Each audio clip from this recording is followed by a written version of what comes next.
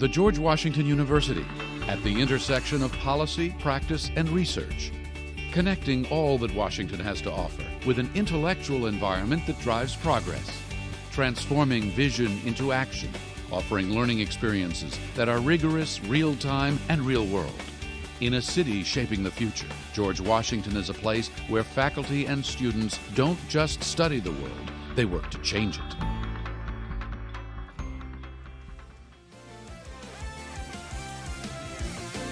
Welcome back, everybody, to EGFC. We've got Super Smash Bros. Ultimate for you today. My name is Kevin with a K. Joining me on the desk is beautiful Crow. How are you doing, Crow? So good to be back. I have missed my home here at EGFC. Happy to be joining in here in week 6, ready for some dope action. We got a few games. Me and you sticking around for a few games today. Great to be back. Also, great to be back with you, Kevin. Missed you best, buddy. Dynamic duo right here. I love it. Online or offline, we're always bringing the heat. We've got a banger of a game to start off, though, with George Washington University versus University of Connecticut. What do we have to expect here? Yeah, absolutely. Last week, GWU didn't have to get to play, so they had a people to chill in Connecticut. However, it's had a bit of a heater with Hawaii, so they're looking to continue momentum from that series going into this one. And we're starting off here, Greed for University of Connecticut versus Doga Medea coming up for GWU, George Washington University. Off to the races to start. Doga Medea. I like the way you said that. That's nice. Starting off very even, though. This is a very interesting matchup because obviously you have Sora, who is very floaty, air acceleration out the wazoo. It's very easy for that character to float in and out of Incinora's range, but it only takes a couple of hits for Incineroar to take out one of the lightest characters in the game. Absolutely, yeah. I mean, Sora's literally a pillow in this instance, but interestingly enough, Greed was close to stock, but Doga Medea gave him a little bit of an accidental assist to get him up there back to the platform, and now it's about control, right? 100% on this Pokemon Stadium stage.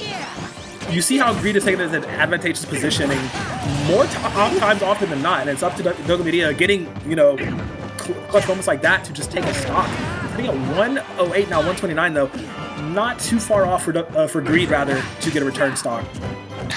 I like these mind games here. Obviously, Doga Medea was holding Shield as long as they could, but Shield was getting real low, big guy, so obviously Greed's going to take the stock one way or another. Even back up in both percentage and stocks with Greed stacking some more. Yeah, just stacking as much as they possibly can, and I mean, that lends to the endure factor from Greed. Very strong player on this Incineroar. Oh no, that Lariat. Okay, goes for back body drop instead. Ooh, timing is everything when it comes to this character. You can vary combos, depending on what you want to do. If you do go for the full Lariat, go for the back body drop. The launch angle is so important here, and like I said, Sora, literal pillow here, can go flying pretty easily. Ooh, that freeze! Oh wow! A bit of a DI check, I think, on that one. But what are you gonna do? I mean, that was definitely gonna hurt one way or the other. And if you're in disadvantage like that, above Sora as Incineroar, getting back to the stage is just as hard as dying. So reset the stock, and Doga Medea is continually naring themselves to victory. Yeah, and it's working every time. Oh, not again. Oh, you cannot run into those blizzards, man. They're just absolutely so potent in stopping any sort of momentum that Greed wants to try and get up. And it's actually a pattern that has worked for Doga Medea so far in this game, and he's going to take it all the way through, carry him off stage. Nothing Greed can do. First game going the way of Doga Medea and GWU. That felt like a fast game, but it went on for like 2.5, three or so minutes, and we can get a nice little recap of the plays here. That was just an unfortunate miss right there, but great punish from Doga Medea. Yeah, I mean, we were talking about, commanding space and getting area on the stage, and unfortunately, Doga Medea was just, doing a common sort of thing, lots of poke, lots of utility coming out, with the spell cycling through, and Greed just could not gain their footing back to, try to make a comeback. Like, they got one stock, cool. That's a cute little point in the column for Connecticut. But the full game going to Doga Medea, still sitting on 2. That's gonna feel great. Yeah, I love this Blitzaga into the Nair to get them off stage, and then the Faraga 1 to reset it, 102%. Farago 1, and then you have no options, right? You have to Alolan Whip there to recover, and there's plenty of options for Dogomedea to punish with, and that was just a good choice. Yeah, literal wonderful choice coming out there. And now, wondering who's jumping in on the next one. We'll get that in a moment, but looking at maps coming into this next one, stages, getting Strick. I see Ban on Battlefield, Lilad, and Kalos, so those are all pretty good stages to, get off the board off the bat. As far as I know, Battlefield is not linked to Yoshi's Story for a ban, so Yoshi's Story is still available. It's not the best choice for either one, right? Sora has plenty of options to kill off the top. That makes it not super fun to play against, and with Incineroar already having a fairly linear recovery, having those flat walls for you to cross chop up from, instead of like getting any sort of slide on the stage to mix anything up, you're just too frameable for the rest of your life. So I don't think Yoshi's Story is necessarily the best thing to run as Incineroar, assuming that they stay as Incineroar. We do know that they've come in before with the K rule before. I don't know if that's better against Sora, but in any case, we have the next stage pick in, and we're going to Final Destination. Yeah, I saw it in the chat. My face lit up a bit. He did switch to the K rule though, so now we're gonna get that matchup knowledge. I'm not too familiar with this one either because I don't know too many people that be playing K rule like that. Yeah, I don't know many people that play this matchup. I mean, yeah, this is a very online matchup right here. Oh my goodness, and yeah, I mean, Dogomedea went for the outfit change too, so getting fresh new digs, feeling a little better about it. I do feel that K-Rool should fare a tiny bit better just because of the armor on a lot of his hits, So looking to see how that's going to work out in their favor, but they've already eaten 133. 133 in climbing, but K-Rool, like Incineroar, a very heavy one with just as many options as Incineroar to kill a very light character like Sora. And look at that, that's living right there. And the Propellicopter is going to safely get Greed back because that's very difficult to punish. Yeah, okay. Let's see how he can get back in. He's doing a decent job, staying out of range of... Oh, wait, that spot dodge is nasty. Staying out of the range of Dogomedea's, spells and avoiding accordingly, but he's going to get met with that Zaga and will actually survive the complete off stage here. I don't know if you want to do that, big fella. Greed, living up to their name. Oh, man, falling to one of the deadly sins that he is, and that is going to be his stock going off. Yeah, starting off the next stock with a lot of off-stage action before getting back to the stage, but Greed is not able to find Dogomedea's number, but Dogomedea has Greed's library card with all of these reads, all of this action. I mean, it's not going to kill you, right? But there's just only so much you can take. Well, you can't take that dash attack, I'll tell you that much. Sitting at 104, though, definitely puts him in a bad spot now where it's a repeat of stock number one, similar situation. Steel Greed learned from it. No, does not look like that's the case. And he's down to his last. Dogomedea looking to finish this one off, make this a 2-0. Yep, this is... FD was not necessarily the right or wrong choice for going K-Rool. I think that this is just a matchup that's difficult to deal with, and especially when all of your projectile options are very, flat on the ground, Blunderbuss and Countering. It's very easy for Sora to work around those things with full hops, not even having to double jump, getting to save all of that, and then having projectiles that can, follow their aerial momentum. It just makes it super difficult. Absolutely, and now surprisingly bit of a stalemate. No, he's too clean with those. You think Dogomedea has his practice? Because those freezes are absolutely on point every single time. I think this was just a situation of linear game plan versus dynamic game plan, and when you're playing online like this, a linear game plan is going to be a lot easier to execute all the time.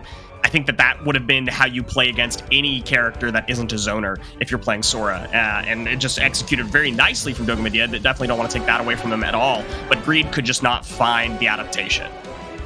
Definitely looking to be the case here. And I mean, do we think that the K-Rool pick may have hurt his chances here? Like, do you think the Incineroar on FD would have fared a little bit better, or might there have been a similar result? Because I mean, it didn't feel like Greed had any sort of momentum that they were able to keep throughout the entirety of the set. Like, they were fishing for a lot of things. They only won one stock off of a very, very lucky dash attack that connected. Right. I think you just go small battlefield or like Hollow Bastion or something and try to control center stage if you're going to go with the K rule.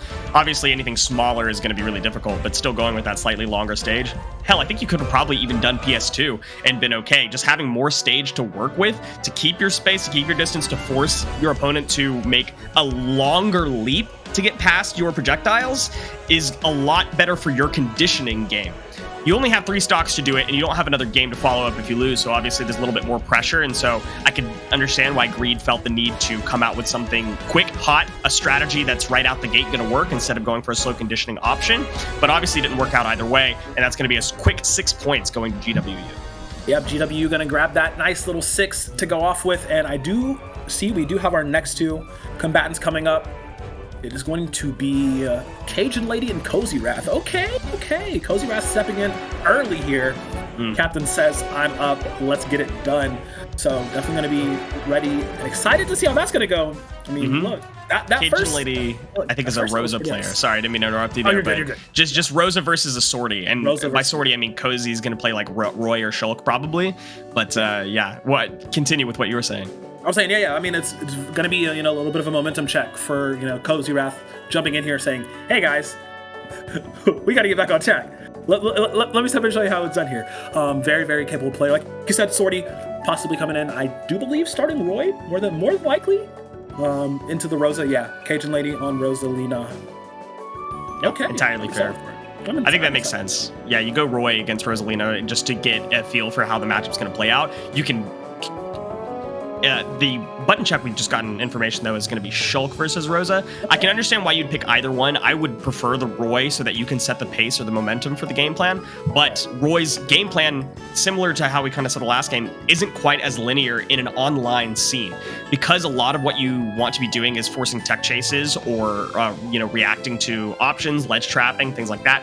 Those are all very reaction-heavy options that are just not as easy to execute on online. So picking Shulk, that's somebody that has, I wouldn't necessarily call it a linear game plan, but you have linear options in specific situations in the game, makes a little bit more sense to feel out how your opponent plays. If you think that maybe they're playing a little bit too defensive or too slow, then maybe you pick Roy the next game, force the hand. But yeah, Shulk is probably the safer choice. Sure, for sure. And I trust Cozy Wrath enough to know like his characters well enough, to make the better decision when going into this. And best of 2s, or best of 3s rather, get that feel for it out, switch if necessary. Both, like you had said, both characters do fairly well, in this matchup. It's just a matter of what you want to get the feel for first. I'm fiending for some backslashes, not gonna lie, gonna see some nasty tech coming out here as we are still getting ready. The button check is underway. Actually, no, just finished. The little sound cues in my ears telling me we're about to get started. And yep, we vibing on PS2. My favorite Shulk skin, I think, not just because their hair looks similar to mine. No bias at all. Starting off quick though, Cajun Lady throwing themselves against Cozy Wrath, I think, is, Cajun Lady has shown themselves to be very strong as a competitor as well, and making this look really difficult for Cozy Wrath to even get the most minute amount of damage, and that Buster is going to be gone.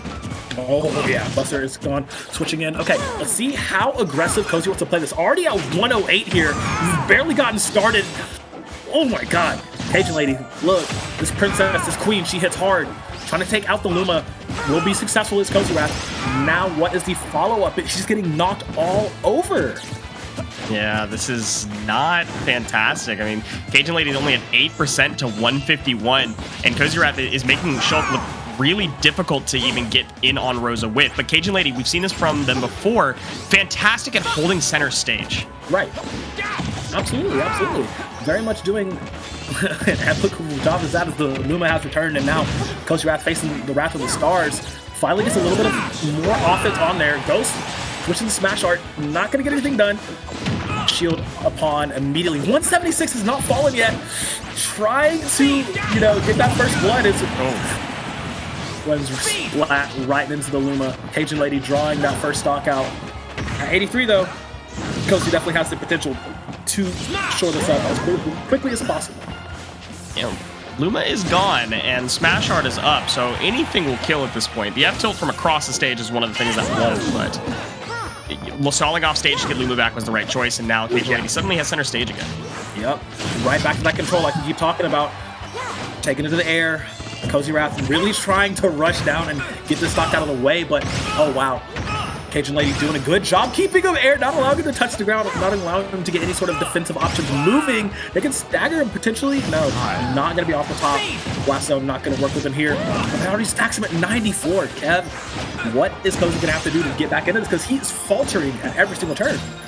Yeah, this is the linear game plan that we said that Cozy was going to come in with linear options, but they're just kind of shuffling through all of the Minato arts one by one, like they're walking through like a gallery, you know? The arts are just being viewed individually instead of in reaction options. So I think that Cajun Lady very quickly read out this linear game plan as responding in kind. Yeah, definitely. And I mean, I did, like I had alluded to, game number 1, don't be too afraid to drop it. It's cool if it happens. But coming into, like, you might as well already be looking towards, you know, game 2. Finally, will Cozy Wrath get something on the board here? The Cajun Lady, they're sitting pretty. They're like, all right, whatever. Full stock ahead. Buster aren't going to be used now, but this gets slapped up. This has been controlled. George Washington University, you know, they're a strong team in this region and definitely showing so. Second match in, and they're still pretty dominant. Yep, Shield Art has come out here, and Cozy is able to get back to stage, but slow as can be. You want to switch off of that Shield Art the second that you can get back to stage. Otherwise, you're just going to get juggled again, and then it was not worthwhile to use it in the first place. Speed online, though, I don't know if anything's going to come of this. Getting some stage position, but Cajun Lady's just very easily dropping back down. Yeah, it's like, okay, yeah, I was going to try to make a point there, but Cajun Lady said, no, let's end it. But I mean, it was very much like Cajun Lady just controlling the pace the entirety of that match. Like, you talked about, you know, switching from shield to speed on multiple occasions, but it literally did nothing for him. Like you see, it literally Shield Art just wore off right there. Switch to speed, gets taken out. It happened multiple times throughout this game, and it was just 100% Cajun Lady controlling the pace, controlling the space, the entire map, essentially. Yeah. And just getting the dub.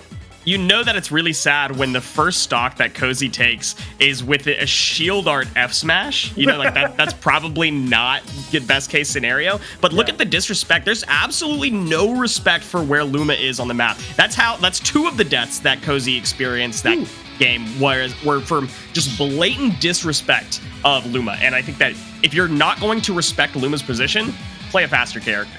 Yeah, 100%. I mean, the Roy in this case, bringing that in, listening to maybe see if they got that switch here, but I do believe PS2 going back to it again. Yeah. Run it back. There's nothing wrong with the stage selection, but yeah, if you go with a smaller stage, it's not better for Shulk, right? You can maybe force more scramble situations, but Shulk doesn't have the best tools to deal with scramble situations. You know who does, though? Boy. that little redhead, hothead, you know? Yeah, maybe. But we trust Cozy. Yeah, we trust Cozy. He wants to stick with it. Maybe there was some secret tech downloaded that we just don't realize. He wants to make it work the best he can. Okay. See what the game plan is so far. A lot of keep away. And this time, as Cozy Wrath has not taken as much damage as in the previous game, you know? Like, this time around, game number 1, he was already sitting at, like, near 100. I want to say he was actually in 100 by this time. But now, playing a little hit and run. I say hit and run, but Cajun Lady just got tapped. But now that they got him in the clutches, get stacked up and jabbed up, Cozy Wrath going to eat a lot of damage there.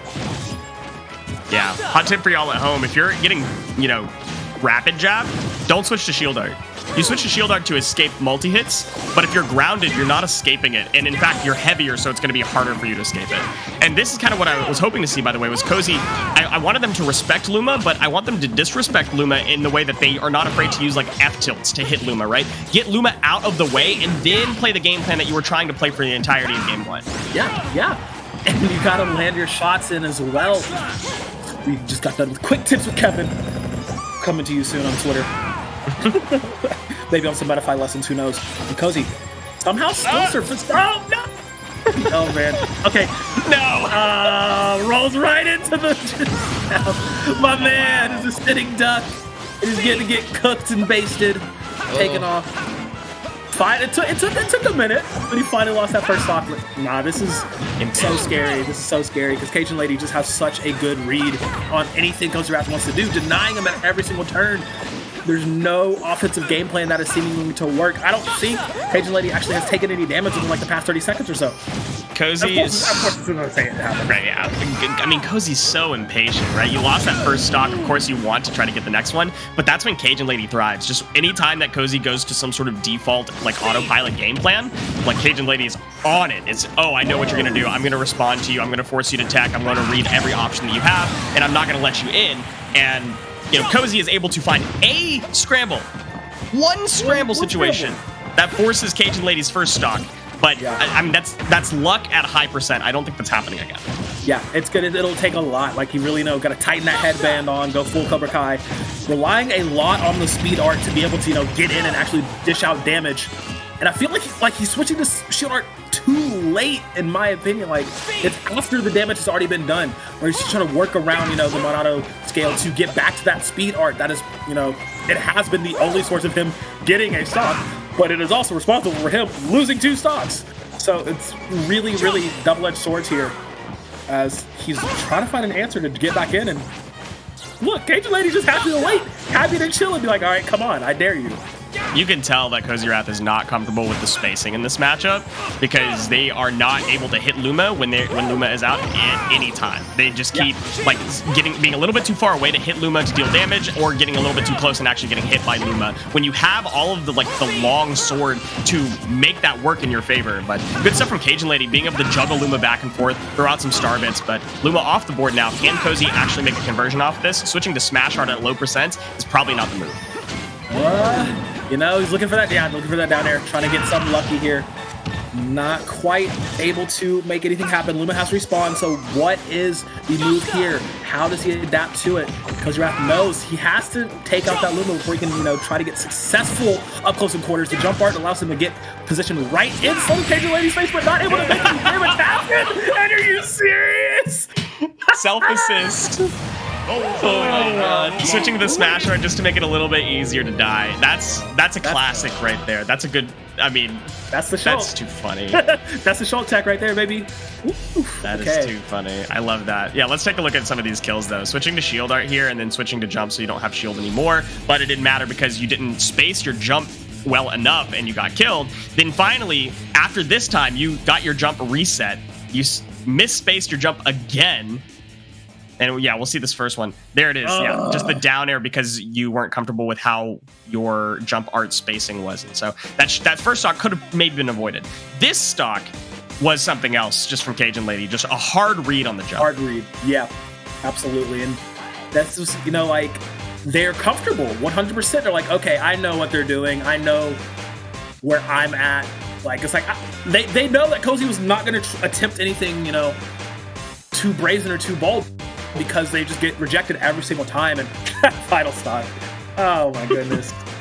Oh my goodness. And I know you talked about how UConn wasn't messing around when they sent in Cozy, but Cajun Lady is a super strong contender from George Washington University, and it's very clear that Cozy is not comfortable in this Luma match, Rosalina Luma matchup, at least not comfortable in it online. I love that. But yeah, this is totally understandable. Like that, even if you are, you know, a solid player overall, if you don't know the Rosa matchup, like, your opponent's going to look like DeBuzz every time. Great analogy. I love that one. The King of New York. Okay. Yep. As we are getting up our next 2 competitors ready to rock. It's going to be George Washington University. They're going to be sitting in Chicken. Okay. And it looks like Kuyan's going to come in for UConn. All right, I'm with it. Chicken is a godlike Zelda. I saw, like, last time that I watched Chicken play, some absolutely crazy plays. Full understanding of that character and how to play that character, like, in most matchups, even some unorthodox ones. But Kuyan coming in with either Zero Suit Samus or Marth, from what I've seen this league. It's possible that they just like to flex or counterpick in general, but I'm assuming that they'll probably start with ZSS. I think that that's the better option. Pick somebody with crazy mobility to avoid and jump around all of Zelda's options, right? If Zelda goes for Phantom Slash, you have all of the time in the world to use your top tier airspeed to jump over it or to jump past it and be in Zelda's face with plenty of time to punish with whatever you want. Whereas Marth does not quite have that same option. And it's actually a lot more difficult for Marth to get in. If you can, you have to be in a very specific spacing so that you don't have to deal with Nehru's Love and also not deal with like Phantom Slash or any other stuff that they're going, like Din's Fire, stuff that they're just throwing at you crazily. But I fully expect to see ZSS. I would be surprised if it wasn't. Yeah, I mean, look, George Washington U, they just know how to play these zoners, I'm telling you. Like, if you look at the roster, like the ones that have played at least, aside from Peregrine, you know, who was a very admirable DK player. I mean, Cajun Lady loves Rosalina. Chicken always on Zelda. Cypher, we rock. I remember if Cypher's still playing, we rock it Me Gunner. Yep. And then you have RAC, Republican Animal Crossing, playing Wii Fit. Usually playing Wii Fit Trader. So like, I mean, they know how to play that mid-range and long-range game very, very well. Like to be able to keep their distance. I think that's, you know, a nice thing, and especially if you can have that kind of like universal thought process on your team. Yeah, it's going to lead to the mastery of that element of the game. So we have seen that a lot from GW, right? Their spacing on everybody that they've played so far has been absolutely immaculate. They understand exactly where to be at any given time to ensure that their opponents can't hit them or that they can get a good punish on their opponent's whipped aerial or whipped option on the ground. So I think that what would started off as kind of like a joke, yes, they play a bunch of like zoners or characters that like to play keep away, has actually in this set shown itself to be the reason that they're doing so well.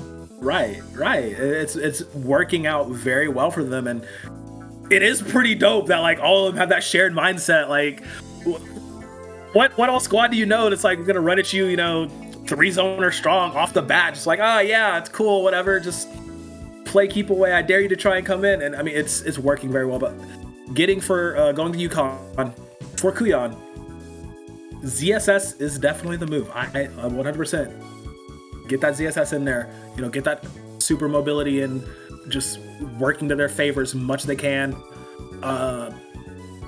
As much as like I love a good Marth, you know, me being a Fire Emblem boy myself, but like the ZSS I feel just is the better option going into this one.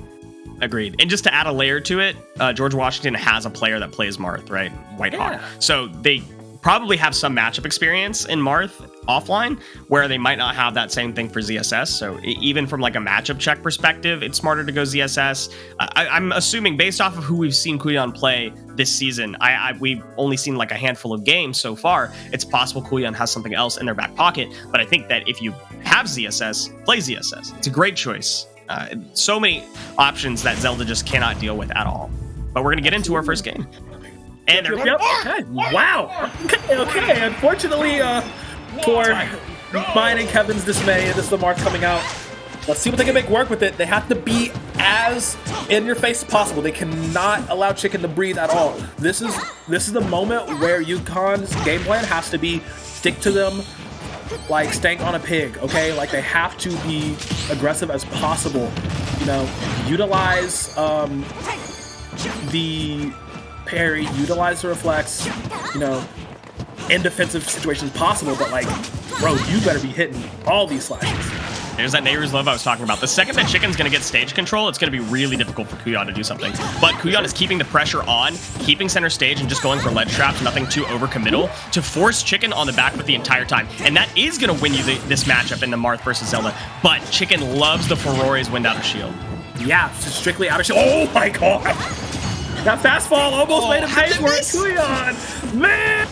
You were playing a dangerous game here. Yo, there it is. Chicken tried to go for up B once again, right out of shield. Kuyan made him pay for it, but not as much as he should. You should have run them pockets, my guy. Should have definitely taken that one off. But Chicken sitting at a high 127. Kuyan looking to finish this one off. That's not going to take too much. A sour spot might not kill, you know, center stage, but from the edge, almost anything will kill. But there's the Phantom Slash. You give Chicken an inch, and they're going to take the whole marathon. Kuyan, what was looking like a dominant first stock, it turned out that Kuyan lost their stock first, and suddenly it's reset. Chicken's got the download. Oh, okay, good. No, but like Kuyan, I mean, very good job getting that stock as fast as possible. It's just, there were at least 3 times in that first stock where you think Kuyan should have gotten that first stock.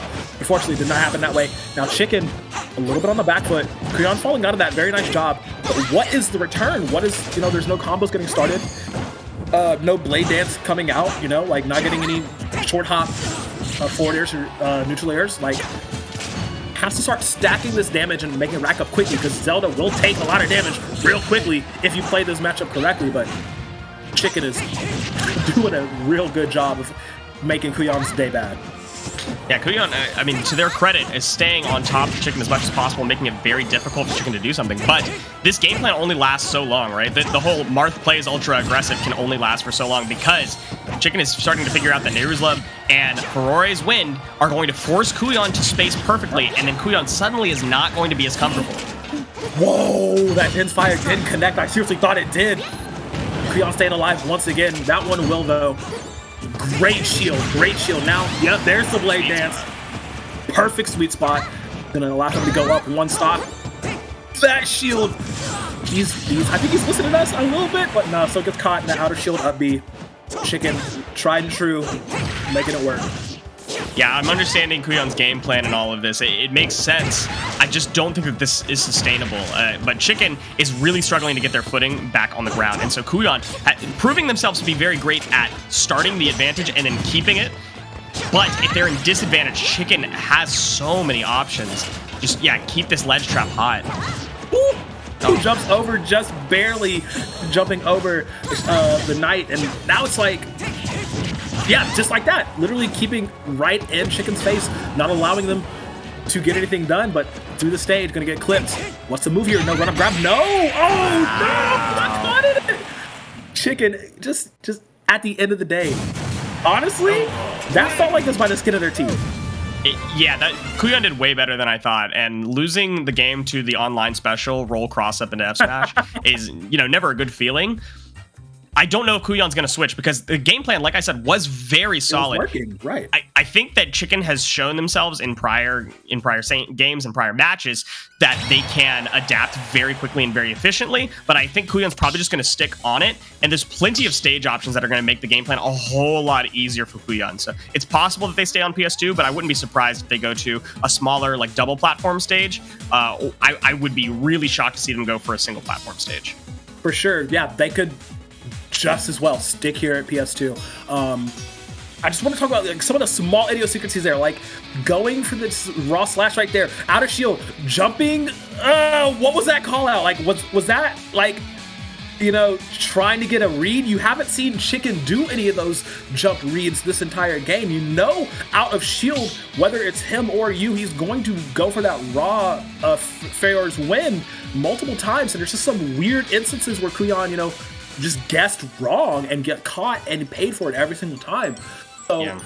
While the stage selection will be, a big deal in what they are going next, it's also just feels like it will be close regardless of how the stage is, because Kuyon is very much doing what we wanted him to do, playing unafraid. Absolutely. So the bans that are coming out from Chicken are PS2, Town, and Kalos. Very long, flat stages, okay. Entirely understandable, right? Contrary to what you might think, you don't really want a flat stage as Zelda. You want something that has, some shallow platforms, because you force your opponent to either fall through the platform or land on it and eat the Phantom Slash, as opposed to just having a very linear game plan of, I'm going to jump over the Phantom Slash or I'm going to time myself around it. Now you have two landing options that are both bad instead of one that you can work with. So Smashville being the selection, like I wait a minute! Whoa. That was not what I expected. No, time out. Flag on the play. What's going on here? Ignore everything I just said. Yeah. Analysis out the window. We're going to real Graps Raw right now. Chicken actually switching to the Kirby while Kuyon switching to Zero Suit Samus. Okay. This is going to be interesting. I don't really have much to say about this matchup. Again, it's one of those that you don't really see that often. Kirby is very small and round, making it difficult for ZSS theoretically to hit things, but a flip jump, flip jump's in the 2-frame. Analysis over. Yeah, again, I'm just gonna maybe just pass it to you. I think I'm done. We've done fried to Kevin. Okay, let's see what Chicken get done here on this questionable Kirby pick on Smashville. I mean, I don't know if he was anticipating the switch or not, because like, does Kirby do well in the Mars? Question mark, you know. But at this point, Kuyan is definitely dying. Is your reset here? Oh my god. I love EGFC so much. Okay, yeah, this is gameplay right here. This is crazy. They are real gamers gaming right now. Yeah, this is I'm gonna do my best. I'm gonna try something here. Let's see. Go for it. Chicken switched to Kirby knowing that Kuyan was going to switch to the ZSS. Intelligent, right? The reason that you would pick Kirby against ZSS is for incredibly strong grounded moves that force ZSS to not like go for anything too risky on falling, but you're also very small and very aerially mobile, so that like Zairs are not going to be as easy to get. Wow, what a read! Oh my goodness, the cross up, knowing that the mash could come out and then choosing to boost kick the opposite direction. Yeah, that was peak. That was, man, if only Kuyan did this in the first game. But anyway, so he's taking a lot of damage here. The Kirby pick, like, I just don't, you're not gonna rack up damage near as fast as you would sticking to the Zelda pick, right? Like, it's interesting on so many levels. Like, I want to know the thought process behind it, because it just feels a little off. Like, I don't know if, okay, dash attack, that kills. All right. We're learning so much today. Write that down. Yeah. This is what we were talking about, by the way. The grounded moves, the quick options in the air, but also having like that really quick aerial mobility means that it's very difficult for Kuyan to just have a linear game plan and just go for like Zairs or things like that. But Kuyan is adapting really well, throwing out safe hitboxes, throwing out things that are very low frame recoveries, and going for hard reads. I think it's totally fine when you know you're not going to get punished. Yeah, that final cutter is not going to do it. Yeah, not going to do it. He's trying to catch up with it. I don't know if he knows something that we don't. Throwing it out once again. Does get tagged and stunned up and kicked out. It's my town. It's going to be Kuyan getting one back finally. Or Yukon getting something on the board. The boost kick hard reads that theoretically shouldn't work, but that's the thing. When you have a very round character, yes, they are not as tall and they can pancake a lot of things, but they're wide. And boost kick having that vertical, yeah, I know, I love that flip jump too. Boost kick having that vertical. God, it's so disgusting. I have to stop every time that I see every single time. So good. Yeah, boost kick having that vertical like mobility to it, being able to push forward. Yeah, just a hard SD there is the only reason that Kuyan even lost that stock. It's a great option to call out a very round character like this. And look at this. I love this cross up, catching the stone actually. That's very interesting that Chicken went for the stone there. Chicken is kind of just looking like they wanted to play Kirby for fun. Yeah, give them a little bit of false confidence here. I don't know if this dash attack would kill. Like, I mean, granted, 159. Yeah, that's cool, but wow, that's a spicy meatball if I've ever seen one. Completely connects. Yeah, full body, everything. Just might as well call it a flare blitz. Might as well be playing Charizard. What's going on here? It's just gone. But yeah, that's Kuyan going to be getting something back for Yukon here, which is really good. We do get to go to that game 3. Look at this. The option catches the jump. It catches like a slight fade back because Kirby's air speed isn't great, although the air acceleration is high. So you cover so much horizontal space when Kirby's only actual mix-ups are vertical, either by pancaking or multi-jumping. So going for boost kick hard reads, even though it seems like it's like a high-risk situation, it's actually more medium risk, high reward. And yeah, it's definitely not something that you expect, so I don't blame Chicken for getting hit by it, but I do want to credit Kuyan for, again, both games 1 and game 2, despite losing game 1, coming in with a game plan that has, backing and analysis, has backing in like reason and logic, and executing on that, as opposed to just playing reactive, just playing conditioning. I love that. Coming in with a game plan and then actually panning out is just peak ultimate. Yeah, absolutely. And now this begs the question. Chicken, going back to Zelda? Character pick first would have to be for Kuyan, right? So it's probably just going to be responsive. Yeah, responsive, yeah. Okay. Well, we're waiting for the stages to be coming through here. I mean, there's a real chance that Kuyan could bring this back in the favor and get something for Yukon. I think they're out of point contention already for the series, if I'm remembering correctly. And excuse me, game 3, it looks like the bans are going to be Final Destination, Small Battlefield, and Lilat. By the way, Lilat, if we haven't talked about it, it's crazy. Legal. It's legal. This is the first time I've even seen it banned. Yeah, exactly. Like, nobody bans it. Like, it's there. We have it as an option, but like it just kind of sits there, you know? Like, okay, gonna ban. Here's my theory on this is that Kuyan thinks that Chicken is a wild card, willing to do anything, pull out Kirby out of nowhere. Yeah. This is the type of person that's going to pull out Lilat. We got to ban Lilat because we don't know what else to ban. We don't know what stages to ban because we don't know what character Chicken's going to pick. So let's ban Lilat because we don't want to deal with the stage that we're not comfortable on. So it kind of just is like a nice little ban bait. I don't think that was like intentional from the side from Chicken or any of the GWU people, but Kalos is going to be the selection. And I would be shocked if we saw Kirby come out again. Oh man, I'd love it. I would love it so much if it actually happened. Okay, we're getting into it. But no, it's going to be back to the Zelda, but it's also going to be Kuyan sticking with the Zero Suit. Okay. This is the original matchup we had talked about at the beginning of the set. And now we are going to get it. Off to the races. Chicken actually strikes first immediately. Yeah, we had this slated. Look at all the the aerial falling mobility mix-ups with the down air, meaning that none of Zelda's options are going to hit ZSS, but it only works if you're right above them. So, and sometimes you're just going to get caught by things like F smash, late hit, just because it's online. So things are not going to be perfect. Absolutely. Okay. Zipping around a lot of the map as much as possible, but Kuyan's going to be able to keep up with that very well. Ooh, also not going to connect here. Aiming behind. I mean, I guess he's attempting, calling for flip jump if it comes in, assuming that a lot of Kuyan's attacks are going to, get that reverse. But look at that backstep. That was such a great call out.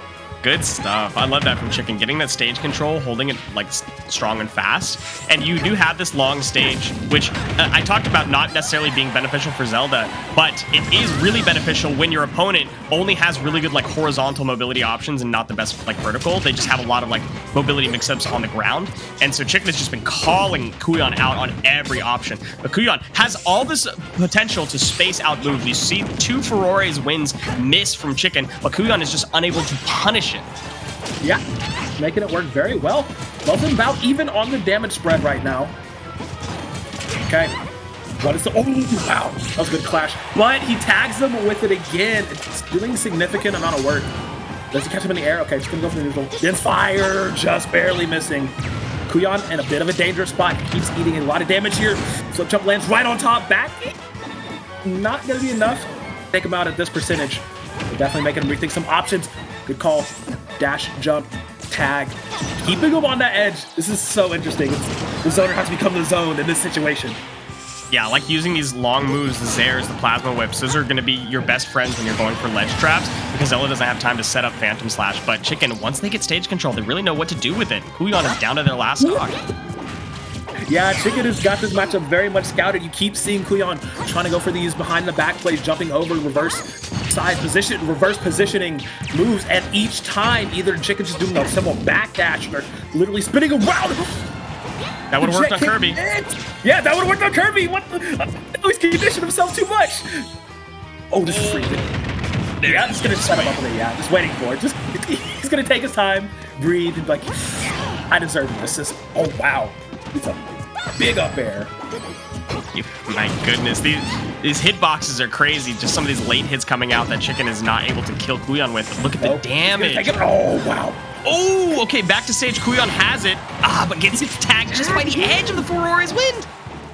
First side of the second flip jump will land. He's off stage. That should do it. No, Kuyan, not like this. That's not what you wanted.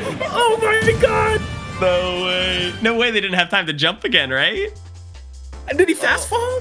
Oh my goodness. Even with the fast fall, that must have just been oh my god. We're about to see it right here. So edge of the Furore's wind catches, but then Kuyan gets this nice hit on the flip jump. Didn't ground because Chicken had just jumped. Fell there, forward air. It was fast fall, and so I guess the end didn't have quite enough time. Yeah. That's tragic. Kuyan really was looking good. He was that close. He was that close to getting it for UConn. Oh no, just a mechanical misinput will spell the end of Kuyan here. Holy wow, okay. Yeah, man, I mean, that was a series. That's funny. That's super, super funny. Really good stuff. This is what I was talking about kind of with, Chicken is able to get the download. If Kuyan went Marth that game, I think that would have been way more Chicken favored. Because once you get that download, the Marth matchup is way harder than that. I mean, it looks very similar to how Kuyan chose to play that as ZSS, getting up close and having to play at that specific range, but not with as much like aerial freedom to move back and forth, not waiting for phantom slashes to come out. Just, you're not forcing Zelda to make choices. Instead, you're the one that's having to make choices. And Chicken is really good just as a player at responding to choices, even if Zelda's tools are not necessarily the best for it.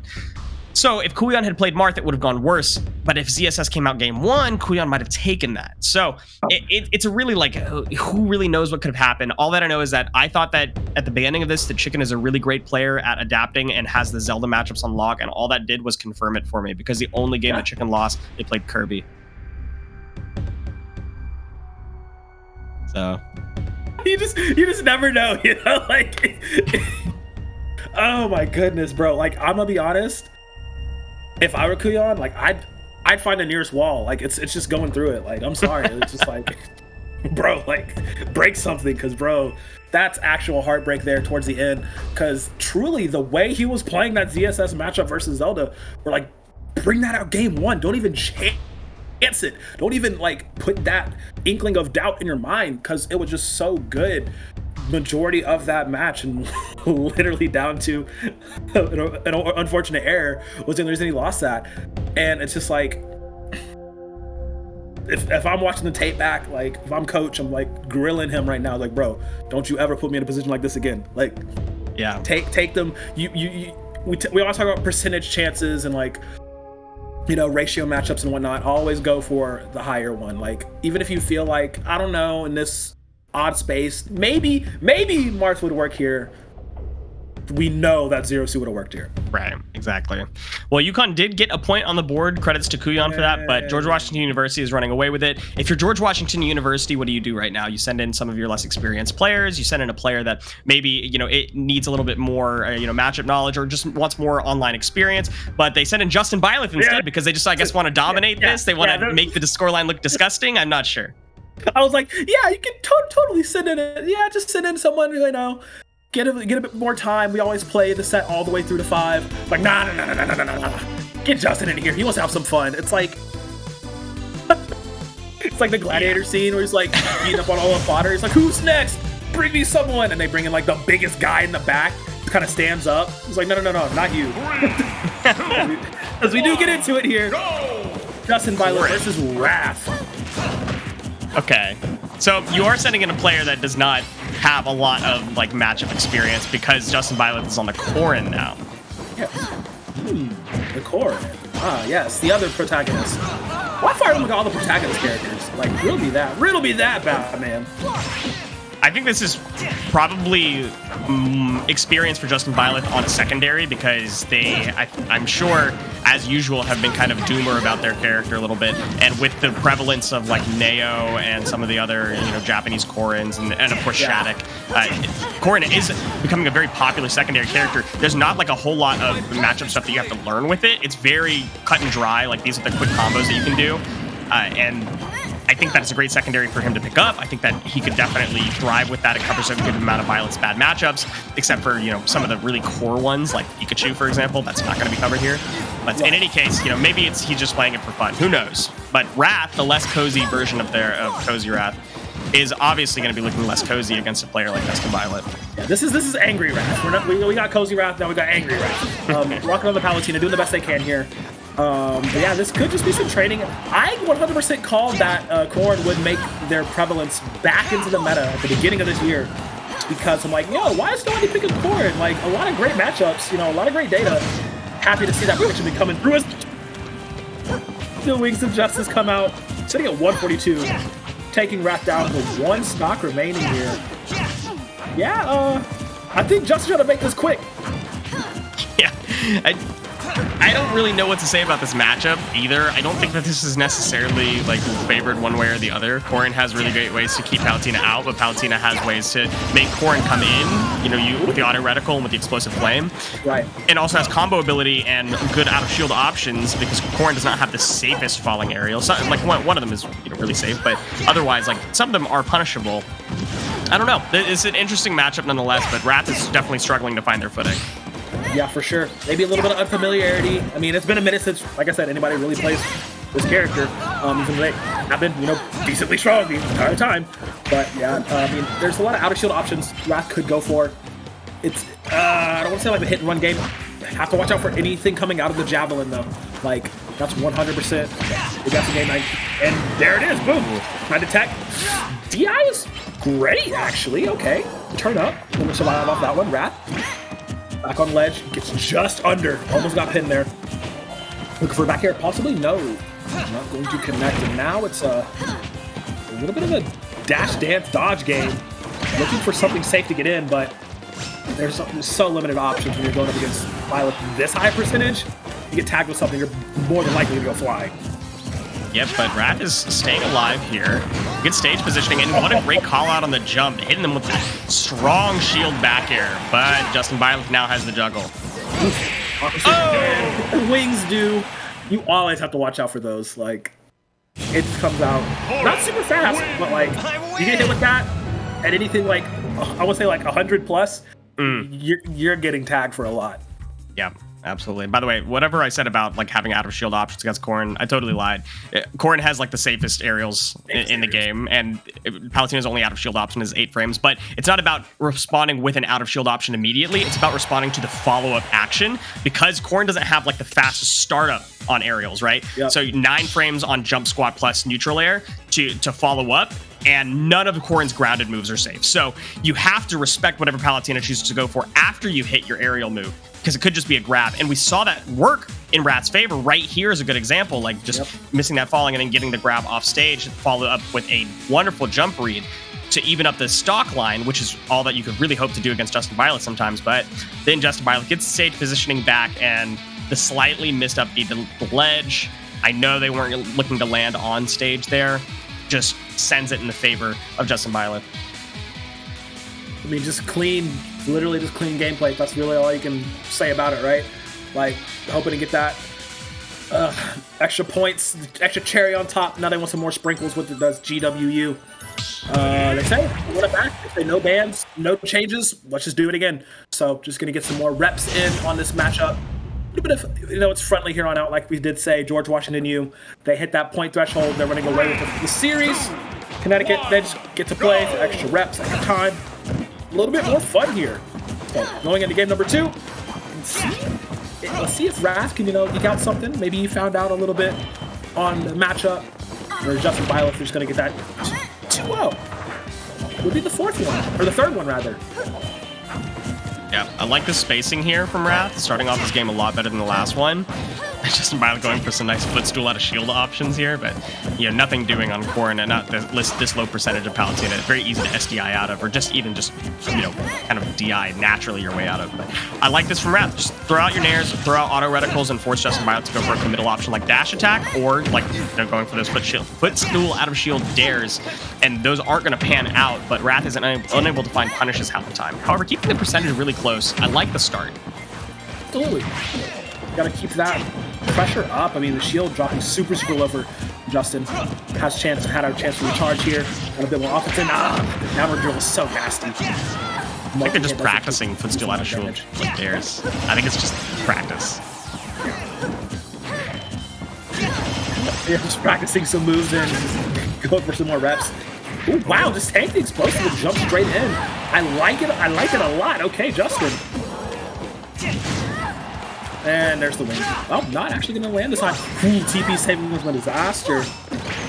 Yep, there's another one. Snaps right back to the ledge. But that jumping sword, my goodness. And cleave it away to the stock. Wind box there. Not really a wind box, but the hitbox. What explosive plane 1 is going to take that down. Obviously, DI out when you get down throwed by Palutena. Otherwise, you're going to be dared or up aired or any number of things. But the back air is very nice. It went really deep off stage, losing a low stage position. But Justin Violet doesn't take control of it. And it's just more scramble as Wrath finally sends Justin Violet back off stage. What's the ledge trap? No, not gonna go for it. Okay, good shield though. He got one. All right, Wrath gonna return the favor, pushing him down. Now, this is where Justin feels like he can turn up the heat just a little bit more. Going for a lot of things. The shield, outer shield grab is once again in the favor of Wrath. There, good juggle 2. What? Not gonna get 3. Not gonna get the 3rd. Okay. Just fell out of it. Maybe. He went up. Man, that's tough. Wrath doing a great job, though. Really keeping this nice and even. Good parry on the Dragon Fang shot and keeping the ledge trap hot. But the Nair out shield is not going to work because of how safe all of Corrin's aerials are. You have to go for something responsive. Is Corrin going to jump again? You have to move towards Corrin, or are they just going to shield and you can set up pressure maybe with just an empty jump, a tomahawk jump into a grab, or just a raw dash grab. Because if you don't do that, Justin Violet is going to run away with it, and that's a stock down. Yep, it takes him down to 1. Wrath on the last. Justin Violet still sitting at 2. A little bit of an interesting zone at the 90. Nothing to scoff at. It just covers so much for how fast it comes down, how slow it actually is. It just covers so much on the Corrin, but you know, whatever works for them, I guess. Justin Violet is really practicing these out of shield footstool dares, and some of them are working, but it's not like the best option, right? I don't know. I don't think it's necessary to do that against Palutena. You have plenty of other ways to deal with it. For sure. I mean, he's just testing his mettle. He's just trying to look for new options and new ideas to make things work. Okay, gonna send the slime, but not quite enough to finish them off. Wrath gets back to stage. Deals a meaningful amount of damage. Let's see what I can get done here. Mission for an aerial, maybe? Okay, I thought I was gonna go for the neutral air there, but no. It's grab back, forward throw rather. Explosive flame covering their tracks for distance, but that grab. Ooh. Ooh. Okay, staying alive. 132 somehow. Still there. Yeah, Justin Violet wants the clip here. They wanted that nice 2-frame dragon lunge, but it's not going to happen. They're not content with just going for a throw kill here, so they're just going to keep trying to force Wrath off stage. Oh, it doesn't quite combo there at the very end, and the dash attack not going to take the kill either, and 158% for Wrath. Nice little SD from Justin Violet is going to be very nice. With all this rage on Palutena, you can get Justin Violet up a good amount of percentage, but I'm pretty sure Justin Violet is playing with the food at this point. Yeah, I gotta send it to Splat Town. That up throw would have killed like 30% ago. 30. Let's be honest. That went well. Dragon Knight will get it done. And that will be another 2-0 going the way for George Washington University. Okay. And I did just get confirmation from George Washington that they said that Justin sucks at footstool down air and he's trying to get it. That's what Justin said to tell us. So we were right that it was just practice. But yeah, I mean, that was a great game nonetheless. I think that Wrath played very well, getting Justin Violet down to the last stock both games. Right. Despite Justin Violet not being on their main, Justin Violet is a very seasoned player. Years of playing at offline tournaments, majors, placing very well, placing very highly in their region. So it's not light that you got this person down to their last stock, regardless of whether or not they're on their main. So great stuff from Wrath. Yeah, absolutely. And they're going to send in Cypher to round us out for the last. Yeah, just. Okay, of course. I want to see some practice. I'm good with it. Yeah, send in Cypher. Let him play. Get the guns out. Get the cannons, Oh, my goodness. Yep, it's good stuff. It's good stuff. I think that, what are we going to see? We haven't figured out who UConn's going to send in just yet, but they only have a few more players left. Actually, they only have 2 players left. They have Nate, who is their Inkling player. It's actually kind of like their Flavor of the Month player, I think. Inkling, Bowser, Donkey Kong have all been played this league. Or their one-trick God Particle on the Young Link versus who we already mentioned, Cypher the Meat Gunner. just pick somebody that you want to play the matchup with. I mean, learning Mii Gunner matchup isn't exactly the most valuable thing, online or offline. But in any case, you just want, at this point, to play somebody that wants to get some time in. Absolutely. Like the the Inkling matchup, it'd be fun. It'd be fun to just have that going. But yeah, it's very much a case of, let's see, who are we getting? Oh no, one of my least favorite messages to see. System update. System update, baby. UConn, they got a system update going on. So let's wax poetic a little bit about what we've seen today. George Washington University, as we often see them do, has been killing it, stomping, doing amazing stuff, and sending in players that have played, sending in some that have less experience, getting Justin Violet on a character that they, are secondarying maybe. A lot of variety that we've seen, but also a respectable number of game 3s. Like, I mean, my mind is still really much on that Chicken and Kuyon set. Like, that was just a whirlwind and a half, as this song is so dope. Just the sirens in the back, like, come on. But it was so close for Connecticut to, get something in their favor. The first two, because the Doja Medea and Greed set, it was very rough to watch if you're a UConn fan. Yeah. And the Cajun Lady and Cozy Wrath set, left a lot of questions like, are they okay with these zoner matchups? Are they okay with all of these? But, it could have gone Cozy's way had they been able, the matchup just felt very weird and foreign to them, right? That's how they were playing. But the Chicken and Kuyon set, close every single step of the way. And honestly, it should have been a Connecticut win if he didn't fastball like that. Hey, there's a lot of things I think could afford to be a Connecticut win. And if it tells you anything, I said that we've had a respectable number of game 3s. We've only had one. That's how good that game 3 was, is that it felt like just the pinnacle of what we've seen so far in the match. Like, nothing else really mattered. What mattered was the Chicken Kuyon set. And so that's Chicken Kuyon, by the way, kind of just sounds like a dish. It is. Yeah. Because it's chicken cordon bleu and chicken bouillon, but in one. So let's theorize, because for whatever reason we're continuing to spitball for you guys. Let's theorize what that dish would look like. Chat, please feel free to help out what a chicken kuyon would look like. I'm thinking that it's maybe a soup combo, a half and half soup sandwich situation. I could not possibly fathom what's on the sandwich. I mean, let's look at the chicken. Do you want chicken in the soup and on the sandwich, or chicken broth in the soup? Yeah, like a very basic chicken broth soup. It could be like an etouffee type situation. Ooh, broth and rice, and then like that. A separate sandwich as well. I like that. Or maybe it's just like a piece of bread. That's so much carbs. Like, yeah, that's true. Bro, that'll put you to sleep. That's for sure. That's for sure. You finish that, you go and take a nap immediately. Nobody said a chicken kuyon was going to be healthy, so I'm good with it. He got me there. I'm good with it. We just got word from UConn that they're going to be sending in Nate, who is that Inkling player that also plays other characters. So, should be fun. Regardless, we don't know how quickly we're going to be getting back into it yet in terms of, the system coming back up after an update, but we have to look forward to probably Inkling versus Mii Gunner. Yeah. If we had to put some bets on it. I hear it in the background though. Yeah, DK instead. No way, he's gonna go for the DK. All right. 1, go! This can't be good for DK, right? I mean, hardly is it ever. But in this case, oh god, there's so much to fight through.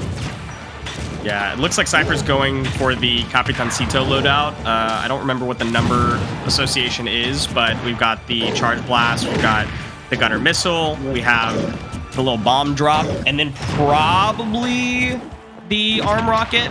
We'll see. I would assume so. On the Arm Rocket, yeah. But, ooh. Just playing a nice little keep away game as much as possible. I love the not Samus build, essentially what we'll call it. Ooh, very nice back air. Yeah, Nate's having trouble getting in, trouble making anything happen. I could not fathom this matchup being even like palatable for Donkey Kong. So many options that Meat Gunner has to mix up timing, decently sized hitboxes, has a lot of aerial mobility with those fair drifts, and then obviously projectiles to keep you out. It's a nightmare. Got it. It's looking near unplayable for Nate at the moment. Cypher's just drilling him with hits every single step of the way. That's racked up 68% though, so if he does get tagged by Nate, any meaningful damage potentially could go flying. Oh no, rolls This is so right. this is hard. Oof. Oh my goodness. With Washington University trying to get this 5-0 out of the way. They dropped a point though, so I mean, yeah, not a complete. I mean, it's just, you know, stage selection not on their side. PS2 versus a very, very well-versed projectile characters. Never a fun time. Yeah, I don't know what to say about that one. That's tough. Go next. But let's talk about what we can talk about and how nice this game is.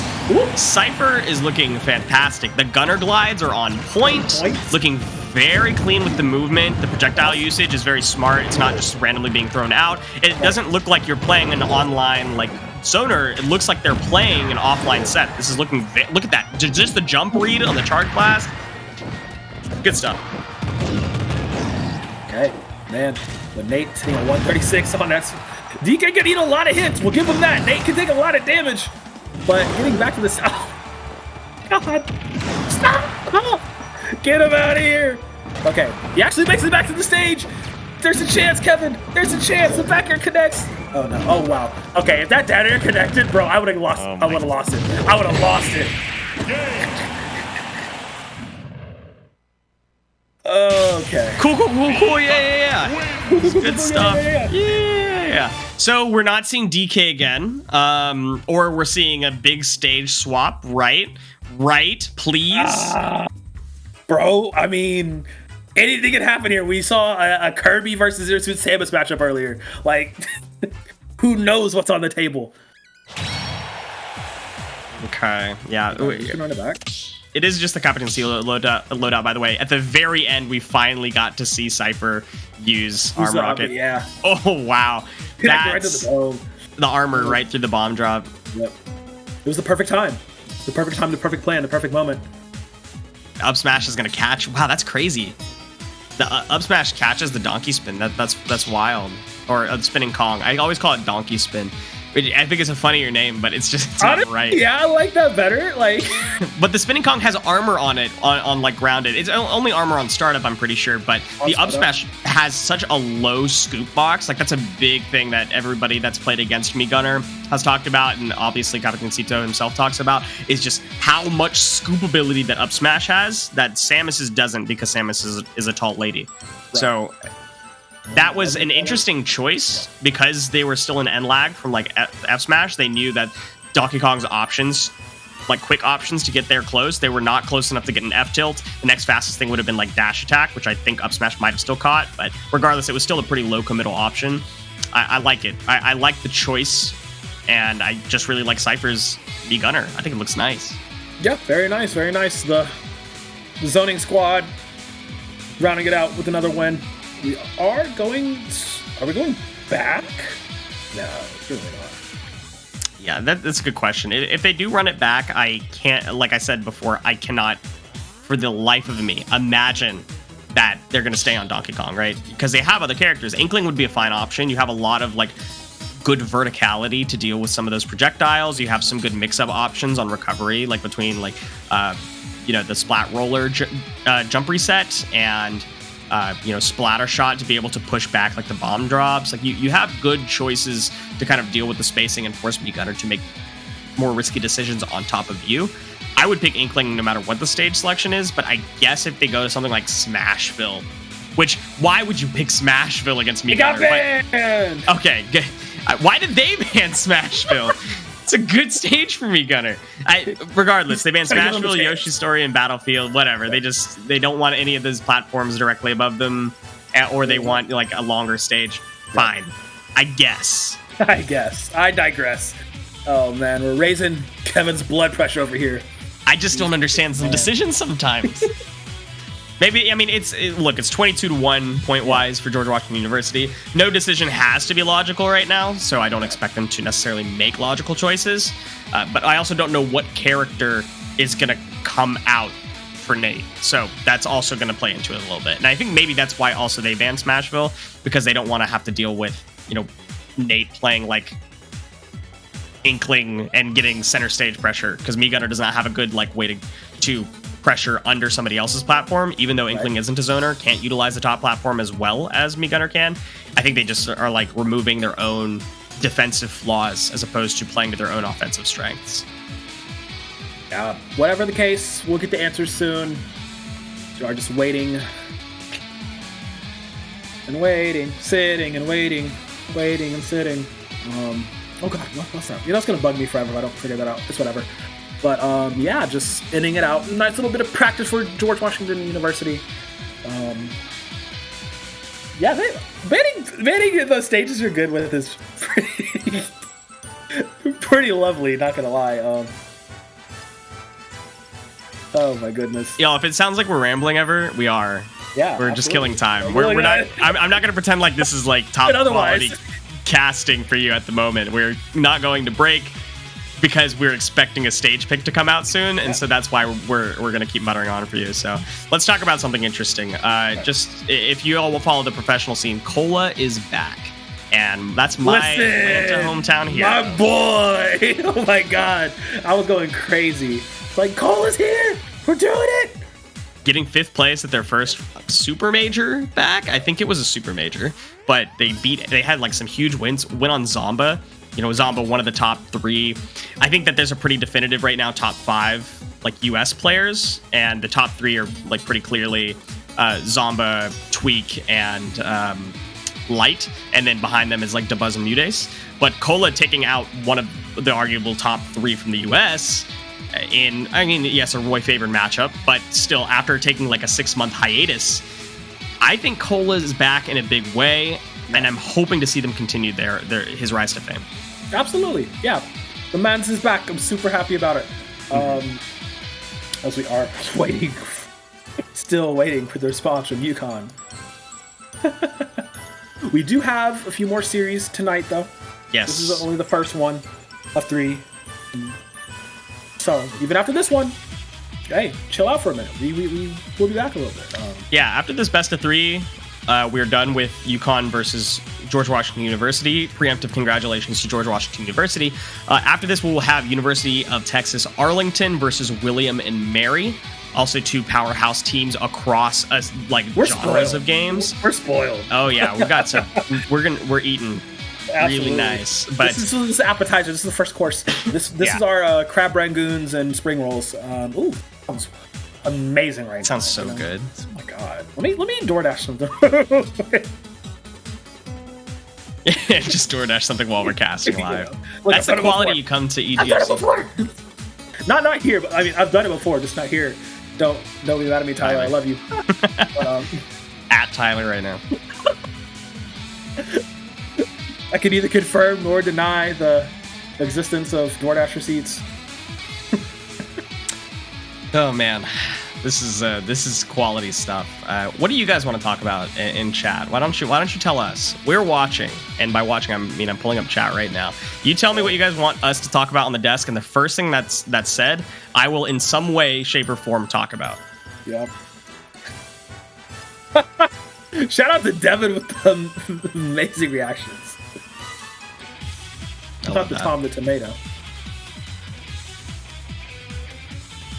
There's a lot of really big consideration, by the way, happening from UConn right now. That's what's happening in They're still here, right? Chat. They're still here, right? Did they leave? Did they think that was the last game? I mean, hey, it happens. I've been there. It's I want to see how many of these Dev can cycle through before he runs out.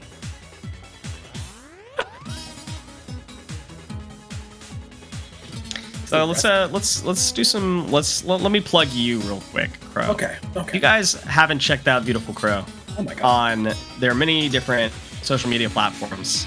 I think Instagram is a good one to go check out because not only do you get to see a little bit of Crow's casting experience and resume, but what else do you do, Crow? I mean, I'm okay. Like I be doing the esports stuff, but you know, first love forever will always be dance and performing.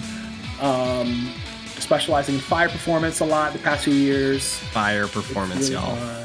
As, Really, really as casually as Crow said fire performance, it's not a casual experience. yeah, you know, Definitely want to check it out. It's the cold season, so like my line is always busy. Unfortunately, haven't been doing a lot of casting this season just because of the fact that hey, want to go to like 20 different Halloween parties in the span of 2 weeks. Yeah. Like, that's possible. Yeah, that's doable. But no, it's been really, really fun to do so. But I always enjoy coming back, kicking my feet up, getting down to the brass tacks and watch some great action in the esports realm. I love that, you know, this fall, it's all about scholastic esports, collegiate and high school leagues, booming left, right, and center. EGF got them both. We in here. Across all boards, like not just Smash, but also with Valorant, with League of Legends, Rocket League, just all across the board. There's so much scholastic esports to be watched. Like I mean, like three heads, call me King Ghidorah in this thing. You know, I just need to be watching all of it. Speaking of, Peregrine in the chat, and I believe that might be Peregrine from George Washington, asked, thoughts on the new Overwatch characters and the World Cup results? I love this question because I know nothing. Okay, I got you. Yes. So I think it was appropriate that I may have made the joke on Twitter already, but the Overwatch Cup match between China and Saudi Arabia happened because it's very indicative of Overwatch's future in the Overwatch League. That's very funny. But also, the new tank looks really cool. Shout out to Overwatch and Blizzard for being ambitiously progressive by putting a non-binary Samoan person as a tank with Gatling guns. Like, honestly, I feel like that's something you just draw out of a hat. And, you know, like throwing darts at a board. The next character should be... But, yeah, it was a pretty fun, dope thing. Shout out to my friends in doing Overwatch League and everything. I know Toronto was, or not Toronto, when they had the finals, was very, very emotional. The farewell speech and everything. Everyone's very uncertain on like what the format's going to be going into next year. I would love an open circuit format like how it was before Overwatch League happened. I think open circuit formats in esports definitely need to come back around the board. It's very, very apparent this year that franchising and partner leagues take a lot more to work than has been actually, you know, shown. But yeah, returning to these open format leagues is super, super dope to see. Overwatch itself, I have not played in a long time. I only keep up with it because, like I said, I have friends that do be casting that. But yeah, so definitely onwards and upwards to whatever's going to happen in OW2. But right now, we got to get into this matchup here. Potentially the final match for this first set between George Washington University and University of Connecticut. And yeah, it's going to be Nate on the Inkling going up against Cypher on the Gunner. Go get some shooty blastos going. Good. This is better, and I like the stage choice too. Small battlefield. This is not going to favor either character necessarily too heavily, but Nate should have a much easier time against the Meat Gunner with this character. It's just a matter of how they choose to play it, because I know they're playing a little bit scared just because how that game one went, and obviously, you know, Inkling's out of shield options aren't exactly great, so Cypher just feels okay pressuring with just jumping aerials and stuff like that. But Nate does have a lot of options that don't involve Splatter Bomb that I hope that they explore soon. Grenade! It works. I mean, I don't know. But yeah, it's good poke, you know, getting in and then rushing, getting a good rush in as much as they can. Playing up close, yeah, paintbrush. Pretty free tag. But no, I do like the use of grenade by Nate to, you know, nullify a lot of, because I think it actually works against every single projectile that Cypher throws. It's just that, you know, the activation time on it the greatest. So gotta pick those spots correctly. Still gets hit with a scoop though. Both sitting at a high percentage. Stock imminent. Yeah, I don't think that choosing splatter bomb over jump is good, right? Because you're spending so much ink that even though you might be blocking a projectile in the immediate, the amount of time that it takes to start up for that, you're actually losing time because you have to refill ink later. So I think that, just choose a different option to get around the projectiles. I think that's fine. Obviously, unlike Samus's, you can't like low profile an uncharged charge shot because of how low to the ground Mii Gunner is. But look, I mean, if you keep stage pressure, then you can get stuff like that when Cypher is trying to get back to center, because you can tell that Cypher really values center stage. And if Nate can keep reading that out, this could be a very different game too. Ooh, see, okay. That's good use. Oh, that was nice. That was pretty nice. Oh man, Nate gets turned on immediately. Cypher gonna eat a lot of paint coating. Back in my day, that scoop at like 80% took him out immediately. Was I an Inkling main day one? We don't want to talk about it. But going into this now, Nate is actually in a good spot to keep his momentum up. As long as he keeps that fresh coat of paint on Cypher, the amount of damage they're going to be able to do and rack up just continuously climbs high. 134, forward air can connect, back air can connect. You're gone, my guy. Sitting at about 1/3 of the paint tank full. Not really prime opportunity to get a refill going, but that up air is going to connect and keeps Nate off the ground. Where's the scramble? What's going on here? Oop, off stage, trying to get back. The ledge trap is potent from Mii Gunner. Parry was great, but the jump has been called out every time from Cypher. So when I said before to jump over the projectiles, I definitely didn't mean to, abuse it like that. Although Cypher is just making good choices here. The splat roller is going to catch, but the up smash is not going to kill. But that is good forward air. Nate evens up the stock line, and I do like throwing the very shallow splatter bomb like you talked about, but it does have the longest startup time. The benefits are like fantastic, but it takes so much time that you don't know what Cypher's going to go for in the interim. Yep. Correct. It's so difficult because like Cypher has been calling out a lot of those jumps that Nate has been doing. The approach is so scary. He does get a good landing on that one. Shielding, jumping. There's just so much you have to dodge, and if you miss one, you can get punished severely just like that. Cypher does. 108. That's where Nate's chilling at right now. Trying to get in, dash down, sliding around. He's a squid, he's a kid. He's trying to make the most of it. He will manage to survive for just a bit longer, but final stock for both players on what is potentially the final game of the night. Ooh! Where you gone? Online reactions. That's insane. That's insane. Oh! Like gets caught with a charge shot. Put him in the dumpster, send him off the cliff. Cypher's gonna round it out with another 2-0 for George Washington University. Nate looked great there. Nate played incredibly well. The Inkling looked a lot better than the DK did. And honestly, I think at that point, it came down to an online difference. There's only so many things that Inkling can do when Cypher on the Mii Gunner just does the same stuff, right? Like all you have to do is throw projectiles and then go for jump reads. And there's so many of them that miss, but it didn't matter because you don't have the time to get onto your opponent off of reaction in an online environment. So Inkling, obviously just a more difficult character to play online, but Cypher is doing, to their credit, a fantastic job of calling out jumps, of covering every option that an Inkling might have. So Nate had the onus and a lot more difficult onus at that to succeed. Yeah. So Cypher just had the more straightforward game plan. I think offline that could have gone very differently. Yeah, very good job for Nate showing his teeth and sticking to his guns, doing what they could. But Cypher gonna get the 4th 2-0 of the night for George Washington U, bringing the final series score 25-1. Look, we said at the start of the day, this GWU squad, you can switch out whatever player you want. This 5-man lineup is still so dangerous to go up against. They proved it right here. They had a week off.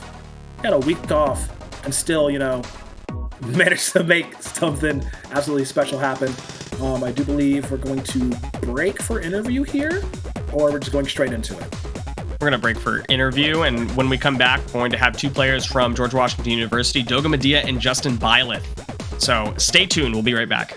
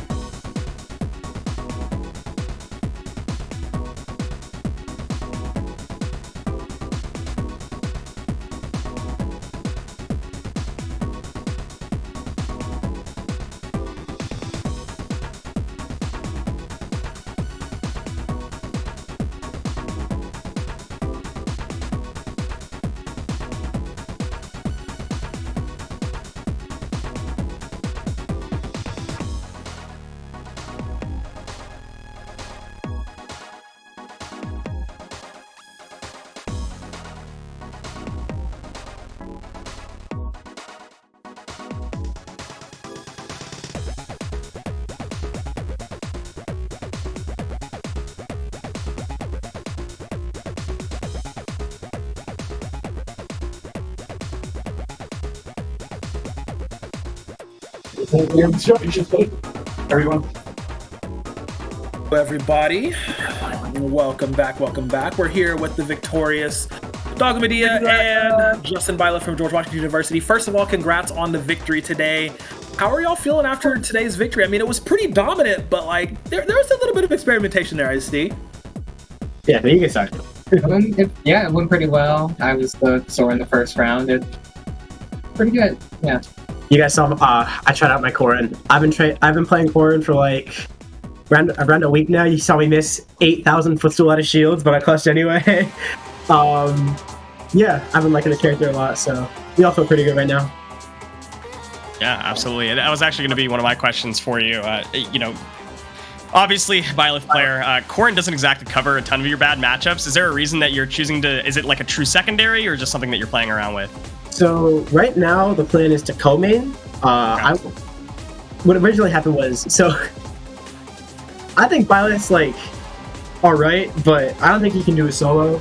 Corrin surprisingly does cover a lot of Byleth's bad matchups, like Sonic and Min Min and. Okay, that's fair. Yeah, those. Yeah. So, and they're similar styles. I went to Let's Play with Miami. I had a really tough bracket. I lost to Epic Gabriel and Omega for 97, which is like that's difficult because Omega got upset, so he had to play in losers.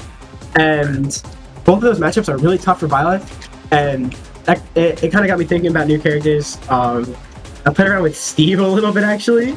But I watched Shattuck do his run, so that kind of inspired me to play Corrin. It's going pretty well. I like that. You just pray that you don't hit a Pikachu, I guess, in a bracket. Yeah. but otherwise, yeah, you're right. That does cover a lot of the bad matchups. And then for Doga Medea, playing the Sora versus the Incineroar, I wanted to know, did you come into that with like a game plan? I know playing online isn't, as naturally easy.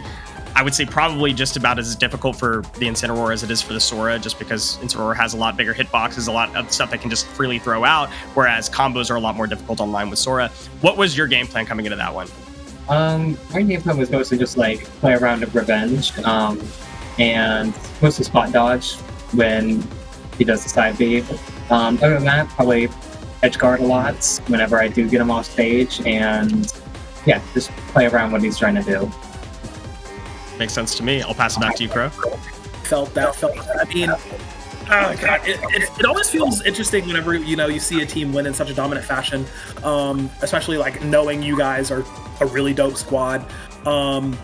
Looking forward, let's see. I don't believe you guys have anything until week 8. And I believe, that's going to be going up against Marquette.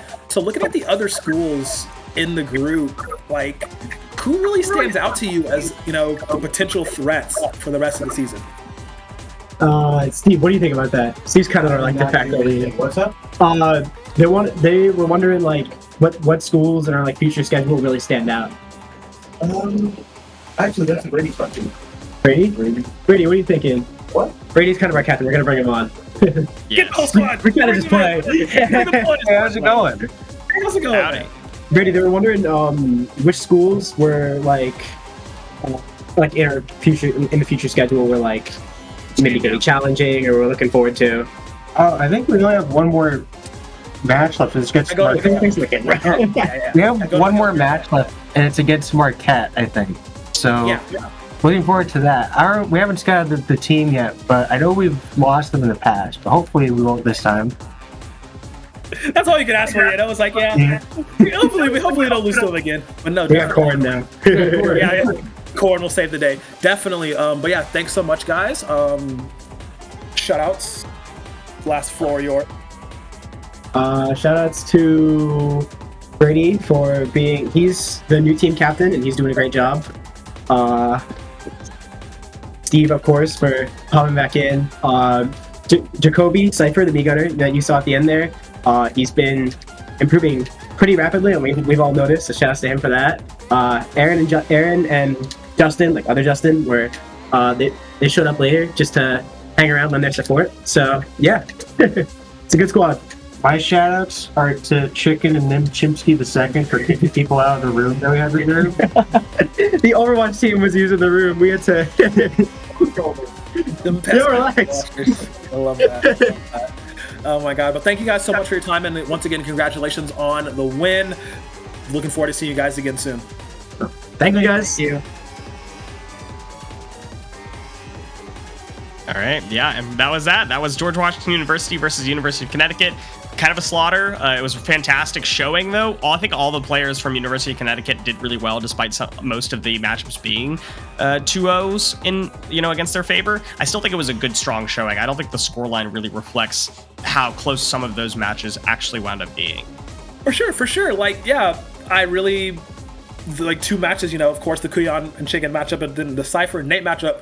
Surprisingly close that second game. Maybe you think things, But definitely always good to see the GWU squad going crazy. University of Connecticut, they have Arlington in week 8. They have William Mary next week, and then Arlington in week 8. But that does bring me to the next point. We're going to be taking a quick break. And when we come back, we will actually see both of those 2 squads, UT Arlington and William and Mary, duking it out in the second matchup of the night. So don't go too far, but grab some snacks, grab a drink, and be right back for some more EGFC. Soon.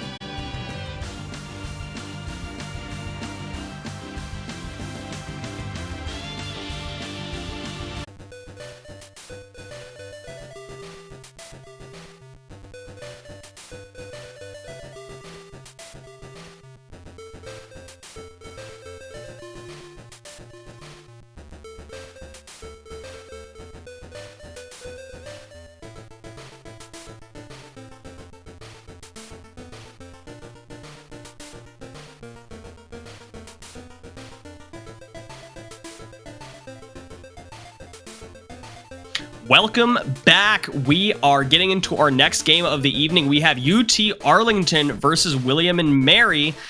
Both of these teams are going to be facing who in the next 2 weeks? Because that's something that you brought up, and I just thought that was very funny. Ironically enough, the match we just covered will be their opponents in the next 2 weeks. Love that for us. It's a full circle moment, Absolutely, yeah. So in terms of matchups, though, both of these schools have not the biggest squads, but also not just like a core 5 that they play with. It's anywhere between 6 and 8 players for either teams. And we have, for UT Arlington, they got a couple of Robs, but otherwise they play, some pretty standard characters. Steve, Peach, those are standard for sure. And then William and Mary has a good variety, including this Mewtwo coming out here. I have not yet seen their Mewtwo play, but Claytron. Okay, bet. Yes. Okay. So returning EGF fans will know. Both of these squads, very much top of the table squads, respectively, in their areas. UT Arlington was absolutely just stomping on people in spring 100% of the time, but William and Mary, very wonderful group bunch they have right now, but seeing Claytron is really dope here. Like you said, very uncommon pick in the Mewtwo, but does a lot of potent damage with this pick. Yeah, both of these characters actually have a kind of a similar, I don't want to say they have a similar kit, but a lot of their game plan when grounded turns out to be similar, although it's really difficult for Rob to make some of these recoveries because of how much space Mewtwo can cover with something like that turnaround confusion into a back air, or falling low and going for like an up air, basically just continuing to keep the pressure high. So Atomic needs to go low in future recoveries. Otherwise, you're just going to get caught by Claytron on these jumps just like that. Yeah, absolutely. It's a meaty hit, but not enough to take him out. Claytron surviving decently at this 111. The dash attack actually take the stock. Listen, this I know this isn't the exact same Mewtwo from like Pokemon Adventures, the giant spoon and whatnot, but like he hit like a truck too. Yep.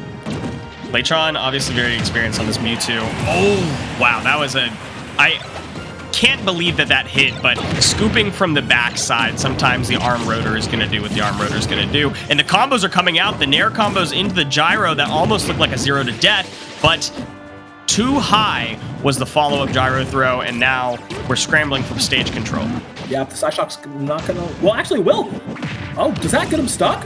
They're playing a lot of off-stage game here. Both of them do really, rather well off sides. But hey, both make it back to the stage. It's a little bit even. I mean, yeah, Claytron does have that stock lead. Oh, the teleport was so nasty. I love that. We get right back behind Atomic, forcing the side switch. High Chalk in the grab, push forward. Oh, that's nasty. Gorgeous. Oh, what? That was wild. The short hop disable catches Rob just barely on the platform. Barely.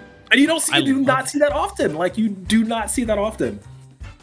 Yeah, and we'll look at this right here. Catches the tech. It would have caught neutral tech or roll away. Roll in might have survived, but yeah, you can't mash out of that disable. Not fast enough. Up smash is an easy kill. A lot of things would have killed there, but let's take a look at this. This gyro play from Claytron was just gorgeous. Catching the gyro and not allowing Atomic to do anything about it, and then continuing the pressure off stage. Off stage is really where Claytron made a lot happen, so we're going to hope to see Atomic play a little bit more grounded if possible. Yep, do their best to stay back on stage. They just said run it back. You said no stage bans, no stage change. We're going straight back into it.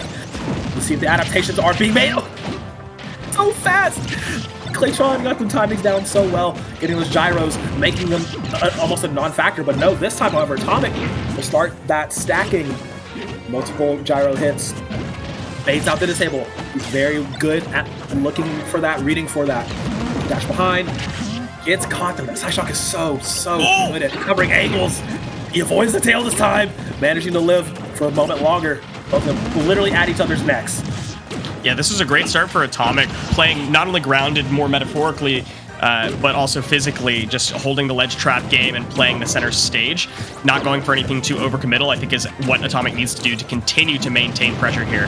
Although Claytron has been able to find openings that shouldn't be possible with how slow Mewtwo can approach from the air, but just running up sometimes and shielding is plenty to get Rob to throw out an unsafe hitbox. That back roll from Claytron, avoiding, the dash attack from Atomic's been so good, and always making him step on the back foot because he knows he can throw down those disables as soon as he lands. It's the small adaptations that have been made from just one match. That's the caliber of players you're working with from both of these squads. 104 to 105, gets tagged up to 126. The tail lands and he goes flying. I don't remember if Mewtwo could learn Iron Tail or not, but I mean, he's making a case for it here. Arm rotor is not safe, and the forward throw is a good way to rack up damage. You can combo to the back air, 30% guaranteed. Is probably the best that you could do on Mewtwo there, because you can't get any sort of nair combos at 0 like that. Getting back to stage, though, is going to be trouble. Atomic wants to close out the stock as best as possible and finds the kill right there. That nice little down air catching the teleport recovery, but now you have to hold the advantage and get the damage racked up. And is this the 0 to death that we were hoping for? Yes, it is! Oh my goodness! Incredible stuff. Atomic closed that out and went from 0 to 0 again faster than I could blink. Oh my god, Atomic, that's exactly what he needed. But the disable! Gonna turn the tables, bring it back to even. This is just matched up for one, Kevin.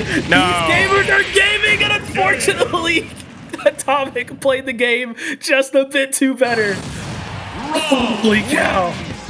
This is Smash Ultimate. Oh. This is peak Smash Ultimate. Just chef's kiss. Perfect baked bread coming out the oven right there.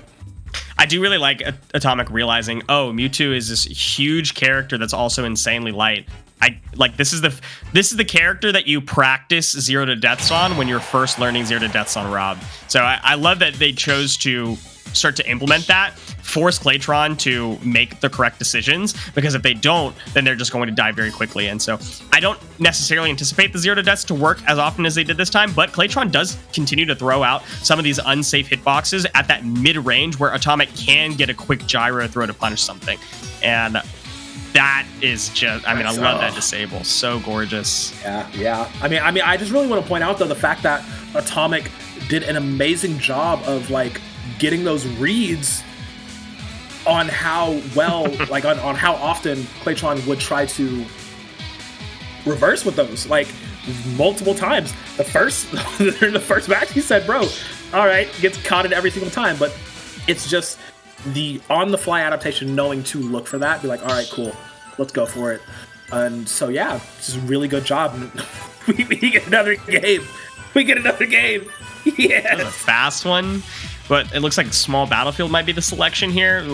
I like that the first one was run it back quick, and the next one is like, okay, hold on 1 second. Wait. Don't be rash. Just Slow it down, which should be the name of the game for both of these players. Slowing it down helped Atomic a lot. Claytron either needs to stay very tightly on top of Atomic to not allow that mid-range spacing to give Atomic like the freedom to go for those crazy options, or stay further away and only approach with Shadow Ball. Small battlefield is so interesting. Small battlefield is so interesting. I mean, you're closer, yes. Like, you talk about wanting to slow it down here. There's no chance. There's literally no chance to. Like, you already see Claytron sitting at 79. Atomic has had, you know, the number since the start of this match. And just playing a little bit of toy play here, you know, just chilling around. This is that suffocation that we were hoping to see from Claytron, staying on top, but as soon as you miss one hitbox, Atomic gets center stage and gets freedom to do a lot more. That gyro angle gets the hit there, but another scramble is going to go to the fast options, and the fastest option right there is the Rob Fair. Am I bugging, or is these size, like, is the gyro stopping at the side hits? Okay, interesting. A little too high percentage for that to combo. Good DI. Yo, this is so good. Every single time he goes for it, you see Claytron gonna stop it, bounce it back. Every single time he's going for it. So playing around this gyro has been so key for Claytron. Sitting at 121 here, has to go for, you know, an up-close option, but that's exactly what Atomic wants. Did he get some caught in the air to take him down? Oh man, maybe Claytron overthinking it just a little bit, focusing too much on the gyro and not on the up-close assault. And by the way, these are all hard reads, right? This is online, so the reacting to the gyro toss isn't happening. He's throwing out the confusion the second that the gyro throw comes out. Yeah. So it's just literally predicting what Atomic is going to do. So if he could use that power to predict Atomic throwing out maybe a more unsafe hitbox, or, you know, do something a little bit more valuable with that, with having Atomic's number like that, then this could go a little bit more harshly in Claytron's favor. And maybe this is the start of that. That could be. That could be. Both on even footing, sitting at the teens. Okay. We'll see what he can do. Gets a good grab. Throws him. Not going to go for the offstage. Not going to go for that setup. But the Jets land. He got combos for days. Atomic taking another stock. I hate that. I mean, I don't hate that for Atomic. I hate that for Smash Ultimate, that Rob can just do that. Let me talk to Natham about that one. He probably has about it. Look at that. I love that. Approach with Shadow Ball and then shield. Wait for Atomic to throw something out unsafe. But unfortunately, Atomic is a little bit more patient than Claytron was ready for. And 71%, that up... Oh, the up air is not going to quite combo. Close. Okay. Back to a little bit of a stalemate. Claytron a little bit worse for wear. Down a stock. I think it's the first time I've seen him charge Shadow Ball this whole game. Used to go for the quick ones, for the quick waves. And now trying to bait off the stage. Whoa! That was super close. That could have been the death of Claytron here. Atomic looking to finish this off. Back throw, laser angle. Not quite there. Claytron, very, very dangerous spot. Swimming with sharks right now.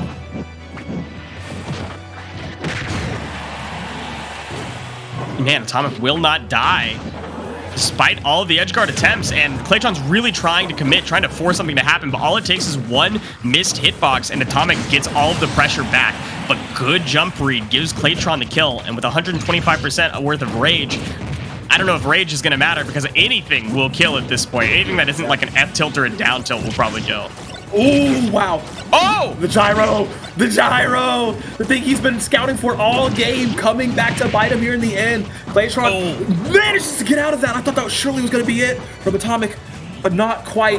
Claytron still in this fight. So scary. 156. Somehow still holding on. You throw? Oh, wow. No, not going to go for it. Good B reverse to give yourself the stage spacing. But all of stage belongs to Atomic with gyro in hand. Yeah, you only had so many options with the gyro there. Roll was easily going to be read from Atomic. It was either roll or jump, and jump has not worked out as often for Claytron. So good stuff from Atomic to read that final roll, get the up throw onto the platform, and secure a very, very clean kill. Nothing too wild needed for that one. Absolutely, it took a while for him to get there, but the final result, give him a tombstone into the platform, take him down. And man, this felt so tough for Claytron, right? Like we talked about, wanted to slow it down maybe, but this small battlefield, closer stage, not a lot of room for you to run from this Rob, not a lot of room for Mewtwo to play around with the space, Like it's just incredibly difficult for Claytron to continuously get an advantage and continue on with it because of how little space he had to work with. But Atomic, he was happy the entire time. Yeah, at the end of the day, there are just tools that Rob has in their kit that make playing that matchup really, really difficult, especially with all of the known things about Mewtwo that are not fantastic. The Hurt Box in the tail can catch in Arm Rotor, for example, or catch Gyro half the time, or trade with Gyro, which is almost worse because, Rob's going to approach with fair or run up down tilt or something that's really annoying. So that combined with the fact that Mewtwo is incredibly light means that those 0 to deaths kill literally at 0 from the edge. Mewtwo only gets up to 40%, but they're so close to the edge, they can't, DIing up and in does not matter at that point. They're just going to die because they're the bottom 10 lightest character in the game. Why? But Right. So goofy, but it's not even a matchup check. It's just almost a tier list check at that point. Rob has options that Mewtwo just does not have and has to work so much harder to get in with. I talked a little bit earlier about how Rob and Mewtwo's game plan can be very similar, approaching with projectiles, like Shadow Ball or Gyro in that case. Maybe throw out some aerials, quickly, like a Nair if you're closer with Claytron, or a Nair for spacing if you're Atomic. But there are those extra, the icing that provides Rob the ability to take stocks that honestly should not have belonged to Atomic. And tier list strikes again, unfortunately, is going to be the name of this game. But Claytron, like I said, very, very good player. Remembering these players from previous, just an absolute unit. Literally taking this Mewtwo and doing the absolute most they could with the character. But yeah, shout out to Atomic for bringing it back, getting it for that Arlington squad. Absolutely. Yeah, we've got our next 2 players coming up for Arlington. It's going to be Kyle, likely going to be playing that Crom, and then from William and Mary, we're going to be getting Ixoth, who usually plays Hero. Yeah. So, barring any sort of weird character picks, which we have seen some of today, unfortunately, I expect us to see Crom versus Hero. More than likely. But yeah, Ixoth. I love this player so much. Everybody loves the good Hero gameplay. Me especially so. Just the multitude of absolute insane things you can get away with on Hero, online especially. We're in for a treat, 100%. Agreed. Yeah, Crom versus Hero is an interesting one too. Roy generally does fairly well into Hero. Oh, it is Roy versus Hero. Roy. I was just going to talk about this matchup anyways as reference. But this is the better of the matchups anyways, right? Spacing versus Hero doesn't really matter too much, right? Because getting on top of Hero versus staying at the mid range of Hero is both going to be to the detriment of Hero.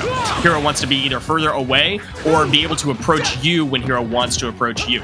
So going with Roy, you are forcing Hero to not only be able to approach you, you're basically saying the momentum is entirely in my favor. You have to get full stage control if you want any chance of doing anything to me. But you also have consistent combos and a better recovery that Hero's not going to be able to exploit as easily. Absolutely.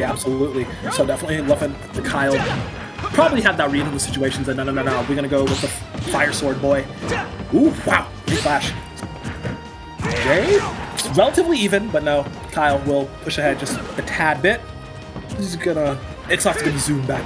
He'll gust back stage.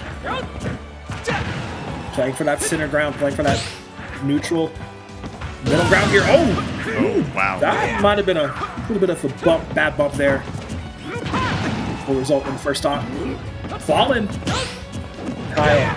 I'll be happy with that one. Whatever. A win's a win. Let's keep it rolling. Yep, definitely just keep the game plan going.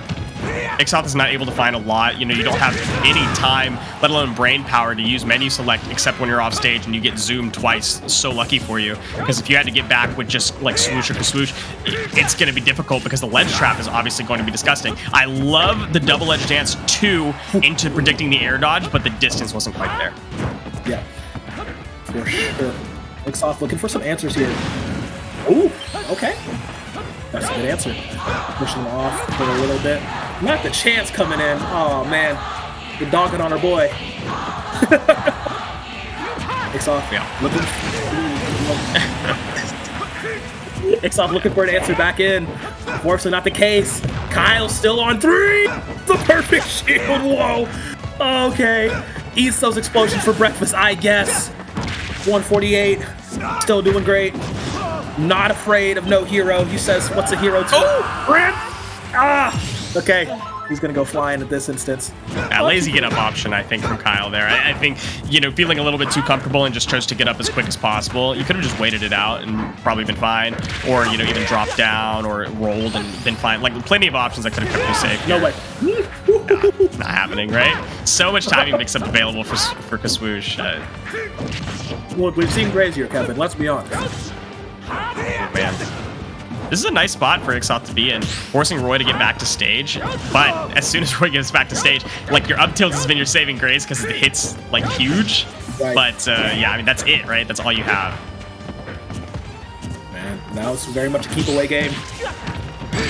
Now he can dash in. Yeah, he's going to take it. Not quite enough to take him all the way out. Oh! Okay, I thought he tagged him out of the air there, but no. We'll allow him to get back to the stage.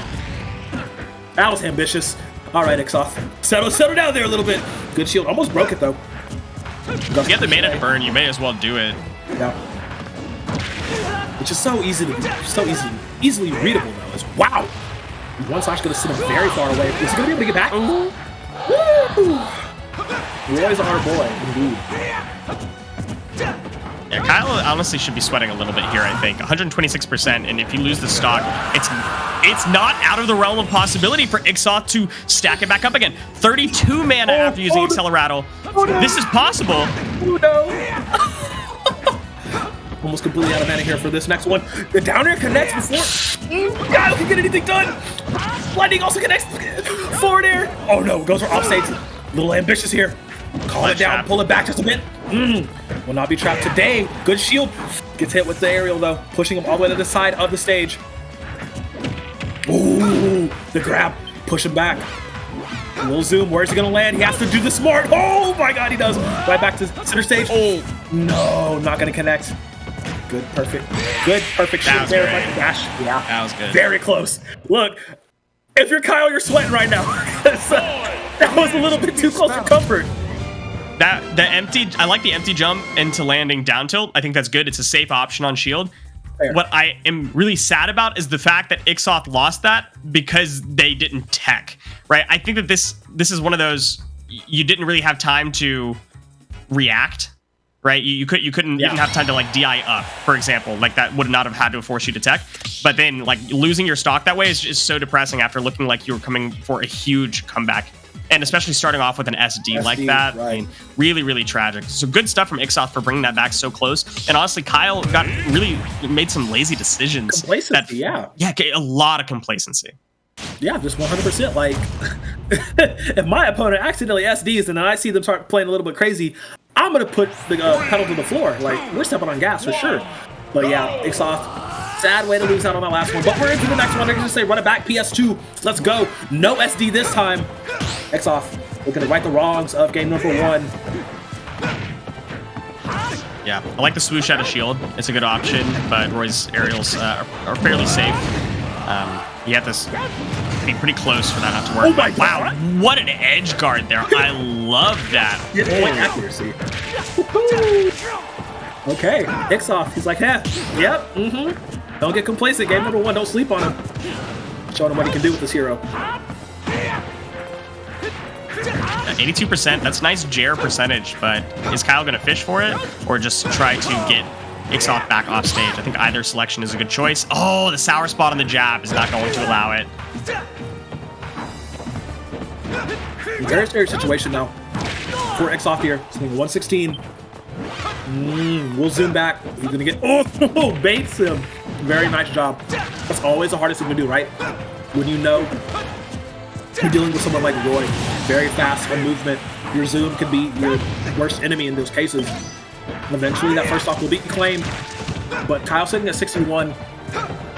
It's better footing for him. Not gonna get the down air to up combo. But Ixoff still managed to put meaningful damage on Kyle whenever he can. Currently, though, sitting in Juggle City. Gorgeous juggle right there. 71% and having full mana does not feel good, but a nicely placed swoosh is going to send Roy off stage, and not a lot of options to get back, but fast falling is nice. Can you get back to center? Kyle is asking the question. That is Jared percentage, but unfortunately the DI up is going to make it difficult to hit, and predicting that was going to DI that way is not the choice, so Kyle doesn't secure that one, but just a little too far away on that swoosh. Yeah, I'm not going to be able to reach. Now he's down to his last one. Kyle at 124 on his second. This could be remedied real fast. He just needs one single combo to get it in. But, you know, Kyle's going to be doing his hardest to not get hit. Managing to survive off that. Ooh! How many times have you seen that bang kill? I can count on my hand. It's at least 4. Okay, the jab, good DI out there. I'll try to predict the tech there because they didn't use an aerial to land, but 71%, again, some options that Roy has, but nothing that should killed right away except for like an F smash. But at 168%, that rage could be all the difference. Great call out on the jump though, and that speed from the Acceleratle is keeping Ixoff alive. Ixoff came back from what much worse than this, and that is going to be some damage. How do you get back to center? Oh, wow, he has to get the positioning on lock. We'll get back to center. Barely surviving here, 93%, gets caught. Ooh, perfect amount of distance to dash back. Gets right back in the mix though, goes to the grab. Down throws, connects, misses the aerial though. This is so scary. This is so scary for Ixoff right now. Zoom, what's the answer? What's the call? Opposite side of the stage. Very nice job. The Gale's good. Up air lands. Does he connect to the massive though? Another back throw. Gets dodged under. No kill from Kyle though. Wow. They're both so high percentage. There's a lot that can kill Kyle at this point. Bang could probably kill Kyle if it's well placed, but 149%, all of that Kyle needs is like a good F tilt, even in like just a free back air. Exactly. Free back air. There it is. And Kyle secures that one, but bleeding on the way out. Honestly, Ixoff looked like both of those games were well within grasp. Very much within their grasp. But yeah, Kyle survived. Probably missing an arm, you know, broken leg, whatever have you, but man, Ixoff made him work for it, very handedly so. It's just the how do I put this? It's very much the classic Roy moves that you know can deal the most damage. Yeah. They're gonna come out like I like that free space back air. Yeah. Yeah. That's Roy. Yeah. Yeah, and then this last stock right here, using an unsafe option on Roy's shield, like the jab. I mean, it's back air out of shield is going to be something that you have to worry about, so you cannot pressure shield like that. I mean, you have to go for something maybe more mana intensive or something just more distant, right? What happened to the frizzes in like the frizzles? Because those quick frizzes or like the slightly longer frizzles have been doing so much work in forcing the Roy to pick a different choice in how they approach, because you can't just approach with a free aerial. It covers so much space, and that helped Ixoff get the comeback in round 1, and then in the second game, for the first stock, it did so much work to shut down Kyle and shut down Kyle's approaches, rack up the damage, and even give Ixoff that first stock. And we didn't see any of those for like the last stock and a half. And I don't know if they were just feeling the pressure, they weren't thinking about it, or if they just weren't valuing that stage positioning and that zoning as much as like hard pressure at ledge. So in either case, I mean, Kyle was able to close it out, but it was in no way in commanding fashion. Yeah, limping, barely scraping by the finish line, but will put UTA at 8 points now. Pretty happy, you know, like we got it. We got it done, just barely, but we got it done. But next, okay, cool. We have Twee versus Riviex. So Twee for UT Arlington, Riviex for William and Mary. Okay. Well, we definitely know that ReviX is going to be playing. Well, I say definitely, but should be playing Greninja. They have played a little bit of Me Brawler in the past as well. So we'll see how they come out with that. Absolutely, absolutely. And Twee, I haven't seen Twee. Yeah, I don't believe. Haven't seen Twee. Okay. Let's get that. We're gonna get that underway here. I believe. I love the new debut on the stage. Right, this late into the season. The best. Absolutely. The best. Absolutely. It also means that William and Mary doesn't know what to expect, right? If a person hasn't played at all this season, they don't know what they're going to be playing into. And with Greninja and Me Brawler, I mean, there is a lot of like matchups that you can be successful into, but there are some that are a lot like just very, very difficult to deal with that you know might prove very problematic for you. So it's really just a matter of if we just as like a one trick comes in with a very specific game plan and it just isn't good against Greninja and Brawler, or if it's something that has more freedom to creatively express a matchup advantage. So let's find out. Yep, I'm gonna find out here momentarily, and it's Bowser. Oh my god. Okay. Okay, alright. This is gonna be fun. Okay, we have Twee on the Bowser, ReviX on the Greninja. Says no Brawler today. We're gonna go straight for it. Okay, let's see if Twee can keep up the momentum that Arlington has acquired. Or is this gonna be William Mary's comeback season starting right now with ReviX? Yep, seeing a lot of damage that Bowser just naturally does, looking for some cheesy kills there because otherwise Greninja's going to be really annoying if they're on stage. So obviously pressure as much at ledge as you possibly can. Oh, that's quite a combo from ReviX. Incredible stuff. Wow. Didn't quite kill it just because of the natural heaviness that Bowser brings. Yep. Putting him at 111 though. Very, very nice job. I mean, 111 for Bowser's like, 60 for most other characters. But he has to be able to keep this up the entirety of this. Ooh, wow, okay. It's a good start. Great start, even. ReviX getting something on the board. William and Mary getting deeper into this. Ever had crispy fried frog legs, Kev? Twee trying to blister up ReviX right now. Yeah, I think that Twee has good choices here. Just holding stage position. Honestly, I think they're a little bit too close. They're holding a little bit too close to stage, although obviously the air speed from Greninja is pretty bad, so there's not a lot of options for them to jump over. So it can work in their favor, but also you are at risk of just getting like nared like that into free comboed, and now suddenly stage belongs to ReviX, unless they just give it up. Interesting. Okay. That's beautiful. Yeah, the claw's gonna land, yeah. It's about that time to take that dive off. I think Bowser does not have the worst time in this matchup, like versus some others that might struggle, just by sheer force of Greninja having slow airspeed and Bowser having massive aerials. Right. And then you would assume the opposite looking at the characters, but no, the data does show. And I mean, this is just going to be really good too because ReviX does have to commit a lot to be able to get Twee off stage and secure these stocks. Twee can eat like I said, can just eat a lot of damage here. It's at 99 now. A little bit of a danger zone, off stage wise, at least, if ReviX does play the game that way, but get back on the stage like they're fighting for, or you can just run into some, water kunai like that.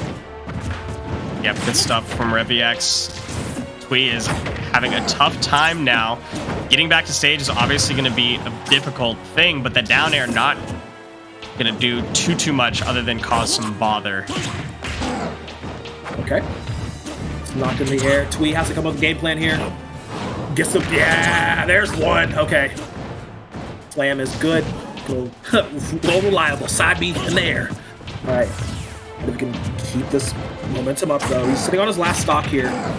Has potential if you play, at the apex of a Bowser's ability. Can make this last stock work too. Love this. Wow.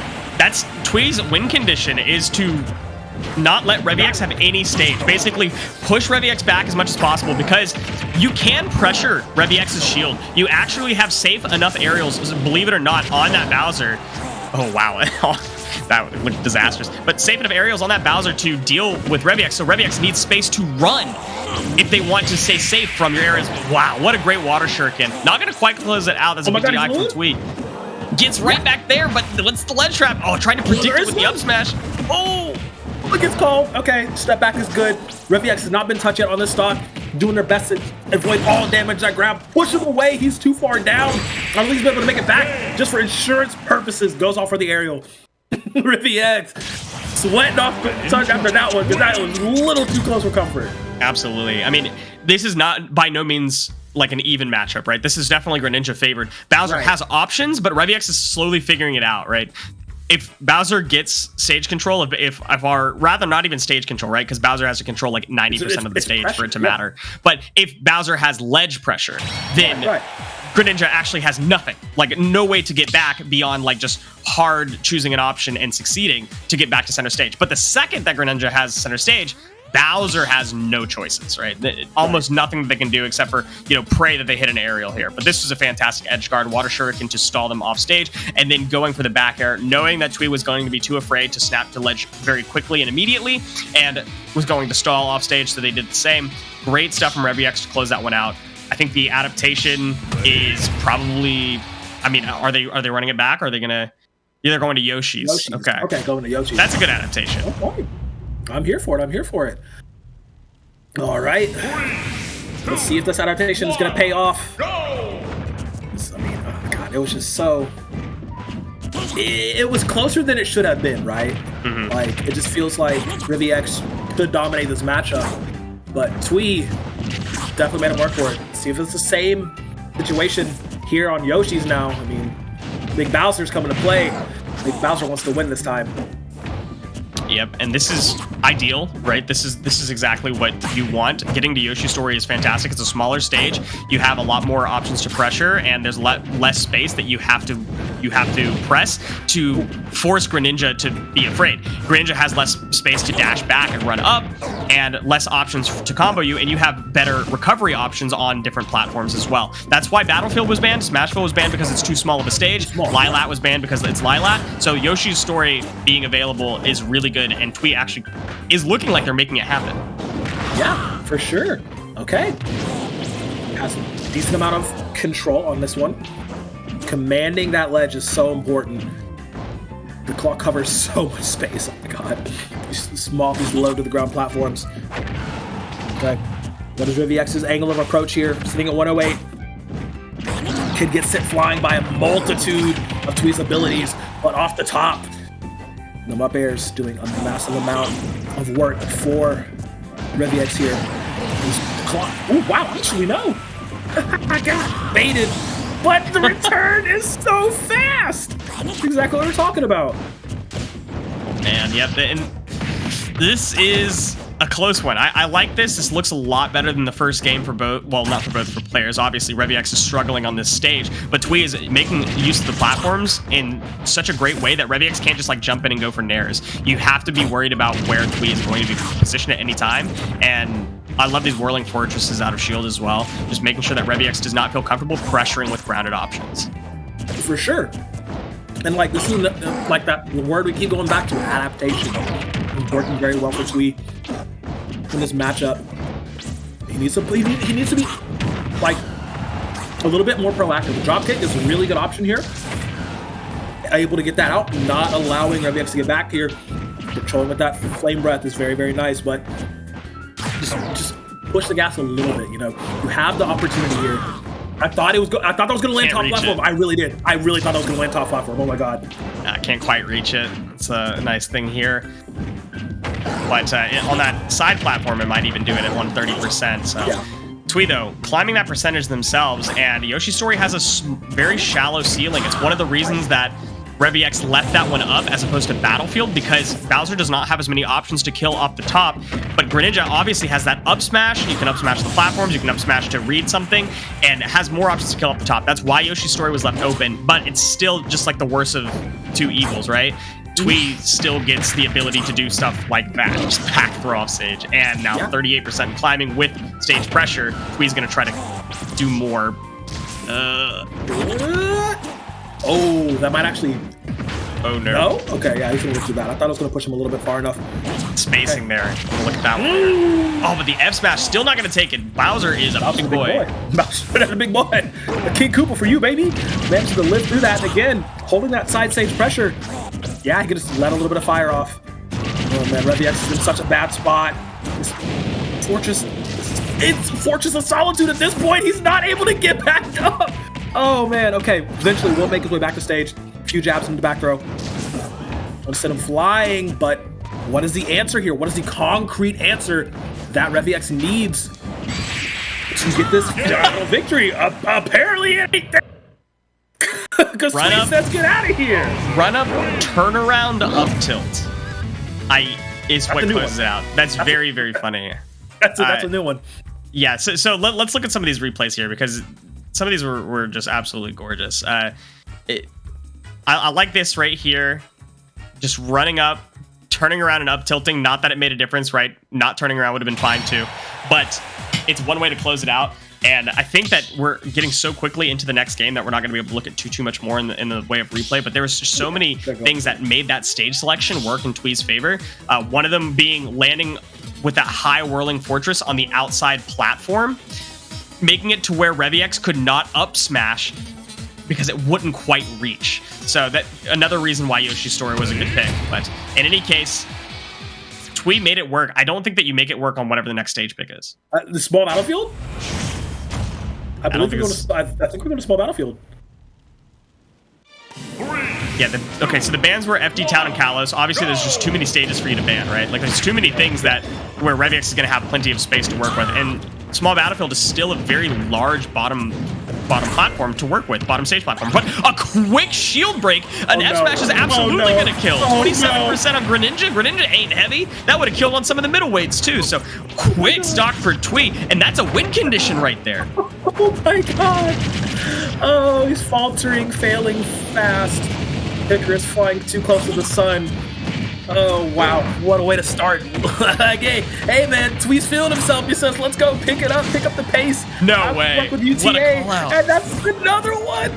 Oh my god. I was gonna say the same thing. Twee is feeling themselves right now, but now off stage, the Hydro Pump obviously makes it a little bit more difficult to recover horizontally. Not Bowser's strong suit to begin with. There's some mix up with the Whirling Fortress. You can tap B to change kind of like your verticality there, but that's a lot of decisions to make in the moment and online when you don't know what your opponent's going to do. Back on ledge, though, is ReviX trying to get back to center with 127%. That up tilt is covering. Yeah, I mean, literally at this point, ReviX has to play every single moment of this game perfectly. Get hit by stuff like that. Oh, say it ain't so, Kev. The up smash doesn't even connect. That's really tragic. I don't know if it would have killed at 120% on Bowser, but it doesn't help even more. Like momentum-wise and mental-wise, it does not help that up smash didn't hit. So now you're just using unsafe options on shield. Whirling Fortress is obviously going to do it. And now they're just scrambling, but Twee obviously has the momentum. Yeah, it's definitely all gas, no brakes for Twee at this point. ReviX has to regain composure, get something moving. A large mountain to climb, and his name is King Koopa. Just barely managed to make it to the edge. Back throw is there. Not enough to finalize the stock at this point just yet. But you know Twee is fishing for something. Oh, yep, and that's going to take a couple of the tech options, but neutral get up is definitely going to lose that one. But 58% and climbing, 74% against Bowser. There's a lot of things that could kill right around now. Yeah, like I was alluding to, literally play picture perfect in order to get this victory, force a game, get that 2-1. But like, it's just so scary. Late hit. Watch the timing on that, very late hit on that. Manages in 5, but up tilt will kill now. Yeah, this is the danger zone. 132. The claw sends him all the way. Wow. Goes for down air. Ooh, just a little bit cheekiness, but nice. Mind broken, body shattered. Dreams crashed. It's Bowser, baby. That's beautiful stuff. I love that. That was a great turnaround 2-1 for Twee, and the stage selection was everything. Honestly, I don't even think that they should have just agreed to run it to PS2 if they knew it was going to be a Bowser Incineroar matchup, or excuse me, Bowser Greninja matchup. But in any case, the next two stages definitely were better for Twee. I don't think Small Battlefield even necessarily favors Twee, but coming off of that game 2, feeling yourself, getting a lot of those hard reads, and ReviX suddenly forgot how to play neutral because that shield break kind of just set the tone. Yeah, 100%, 100%, man. Like, it's as soon as this match started, Twee just said on bumper, let's go. We're running it. Like, forget all the technical ability. We're just going straight through it. And unfortunately, ReviX is not able to regain composure, like, at all. There's just some things she was going for, like, it was playing into Twee's hands, and he made him pay for it, and then some. So that's gonna put UTA at 14 now. Off of the back of a Bowser, man. That was beautiful. I mean, great stuff from Twee. That I thought, you know, ReviX has been a very strong player for William and Mary in prior matches and prior weeks with Greninja or Mii Brawler, but holy, I mean, that Bowser was looking nice, looking different, especially on that game 3. Not just the shield break. Obviously, that set the momentum, and the issue is that ReviX wasn't able to mentally recover enough to play neutral as patient as you need to on Greninja to rack up the damage, to get Bowser to those high percentages, to go for, like, confirms, like, you know, drag down up airs off the platform, or if you want to stay grounded, going for run-up grabs. That could have really, you know, favored ReviX, but it's just too slow pace for what ReviX wanted, which was to even up the stock count ASAP. And this is kind of what we've seen in some of the prior matchups too, is when a player feels the pressure that they need to even up the stocks quickly, the person that has a stock advantage generally already has the read on them and knows what they want to be going for and just responds quickly. The element of surprise 100% working in the favor of UTA here. Wow. Okay. Yeah. Let's get, I mean, not much more to say about that. Yeah, not much more to say. Now we're going on to the next matchup here. Match number 4 is going to be Davey for UT Arlington and Loco coming out for William and Mary. It's the first time that we're seeing Steve come out today. Davey is playing Steve. Davey, since it was UT Arlington that had to choose their player first, Davey plays Steve. You know who Loco plays? Cloud. But they're doing a Kazuya and mirror matchup instead. So again, who cares what the cast just prepared? All my notes don't matter at all. Okay. We're going in. Wait, do I have to switch to Tekken mode? Oh man. Alright, hold on. Yeah, please do. I would love to see your Tekken analysis. There's no Z axis here, so it doesn't work that well. Okay. So, ducking in. Oh, wow, the crumbles. So good. And he's going to set him straight up through there, though. Yeah. EGFC was a good blast zone to work with here. Going off the right side of the stage. Oh, yes, perfect. We got some... Shout out Dev on production. Giving me the music I crave, I need. Most hitting a really high percent, but oh my god. Sometimes you just call it out. I mean, Speaking of call out stuff, but no, actually surviving off of it. Okay. Loco sitting in the black trench. The Davey with the gold trench energy. Doing the best they can. Oh no. Good DI out there, not able to combo into the Electric Wind God Fist. Davey is looking strong here. Loco trying to get back to stage. Not a lot of options to do so, but obviously not a lot of options for Kazuya to be off stage with there. Yep. So getting back, just jabbing off stage. No, that's, I mean, it's so bold too. And like, I mean, they can afford to go to it. You know, both sitting on their second. But no, Davey says down, boys. Get out of here with that. But of course, Loco's gonna get the immediate return. 1-1 final stock, final round fight. As we're gonna go straight into it here. Oh my goodness, this is so insane. They're just trading blows at this point. They got combos, but the follow-up's not quite there. There you go. Yeah, Sour Spot Nair is not going to let them bring that one back down. Another combo into the When God Fist. Now Up Smash is not going to connect, neither is the BF Shield there. But the Electric Wing God Fist and Up Smash, again, not going to quite kill at that percentage. Didn't quite connect. Slam him down, put him in the dirt. Putting Davey at 118 though. It's a lot to round and cover. Loco can. Yeah, he can. Gets the crumple, switches around the backside, and just takes him straight on out. It was, look, I'm not gonna lie, it was looking good for Davey there. Definitely. I mean, it was looking like it could have been a game for either of them. The way that they were both connecting like 75% of their combos. Right. And then just closing it out with like proper kill confirms for the most part, right? I just love we get a Kazuya. We're like, yeah, we're gonna get these wonderful notes, and then just Kazuya here. Like, what? Okay, and it looks like they're gonna, wow, they're gonna go straight to FD next. Okay, cool. They're saying run it back. Waste no Second time. verse, same as the first, but this time, Final Destination. I am so for it, 100%. Yeah, Kazuya mirror matchup on FD. You know, they're just having fun with it at this point. I think that William and Mary has kind of, you know, accepted the loss. And even though they could have played like a Cloud Kazuya or even a Cloud Steve matchup, either one of them would have been beneficial for the Cloud. They've chosen to have fun with it, and I love that. 1, go! Okay, here we go.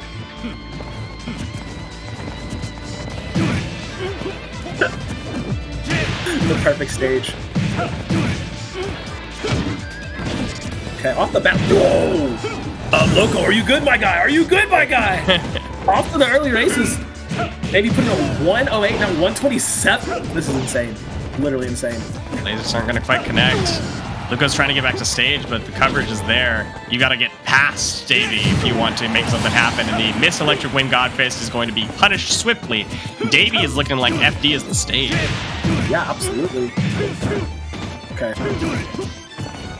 Let's see. I mean, this is a knowledge check, you know? Whenever you ever played a mirror, right? And it's... Davey's just so clean right now. Like, the analysis is going to be very, very minimal here. It's just who's going to land their combo first, who gets the Godwin fist first, who's going to get the slam. Davey didn't get touched that stock, though. He didn't get touched at all. You see the drip? You want to put a blemish on this? It's not happening. Oh my goodness. Okay, okay. Loco back in it just a little bit. 3-hit combo, gonna land. Back to center, looking for just throwing out the Electric Wind Godfist. One's gonna connect for one, but not for the other. It's just look constantly, but just Sparta kicked to the death. Man, I wish we were playing Fallen Colony for the music right now. Tekken 6? Honestly, Tekken 6 is some of the best stage soundtracks. Let's be honest here. We got Electric Fountain, a Fallen Colony. I mean, come on. Lightning Storm, hello? Davey's looking like a runaway on this one. Luca still has a chance to get back here and almost did even up the stocks. Is that going to be it? Yeah, that's a stock evened up. What happened, Davey? Where did we go? I blinked and missed it, but now we'll connect. No, air dodge is good. I get tagged out though. Rage Drive, activate. 104? 101?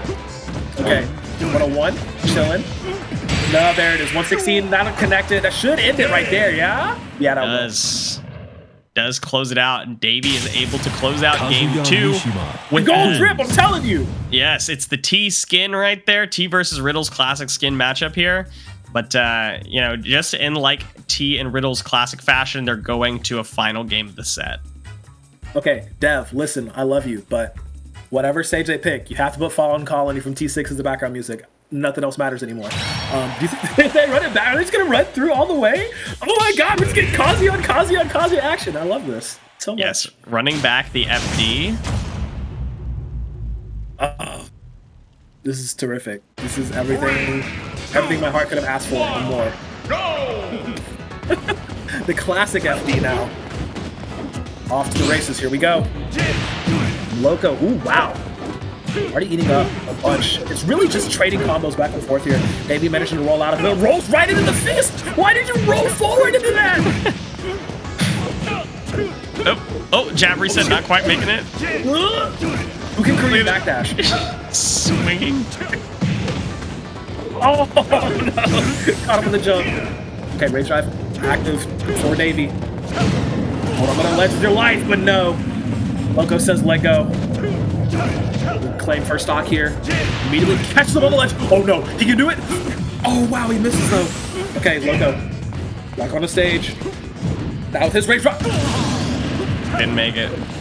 I thought he, right? Didn't even try to air dodge. The empty jump, just not gonna make it. Okay, 2-2 on the stop square. Hey, we got it. Let's go. Best music, best violin chorus in anything ever. Okay, look. It's getting 98%. Has to land one.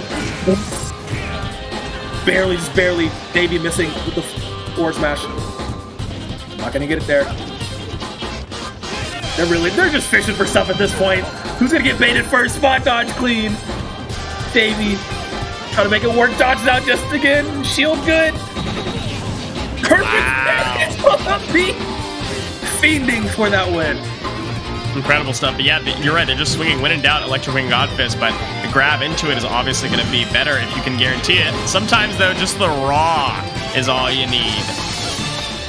They're really down to one stock apiece. Oh, God, it landed. Combo switcheroo. 1, 2, 3. Leg hits. He charged too much. He charged too long on that. Allowed Navy to recover for a little bit. A new leash on life now, 114. Alright, just tackle the laser. They want to win. Despite the fact that they did the Kazuya matchup on FD, they want to win. Oh my god. Okay, Loco can survive for just a little bit. Actually makes it back to stage. Loco has a Rage Drive. Great shield. Rage Drive, yeah. Is he looking for it though? No! Oh! He did it again! He did it again! Davey, are you serious? Wow, that's an interesting way to close it out. The jab actually connected, but then Davey just is like, upbeat. Nah, I'm gonna do it anyway. I'm gonna do it anyway, which is all right. Oh man, what a hilarious matchup, and honestly, just super fun to watch. I love seeing just some arm swinging sometimes. Who can connect the combos? Who can't? What armored move is gonna win over somebody else's armored move? I mean, sometimes you just thrive in the chaos. Yep. Okay. I mean, it's because of the gold drip. Like, let's be honest here. Like, that's Pete Kazuya Mishima, who is a sneakerhead, by the way. That's actually in his lore, which is hilarious. That is hilarious. I love that.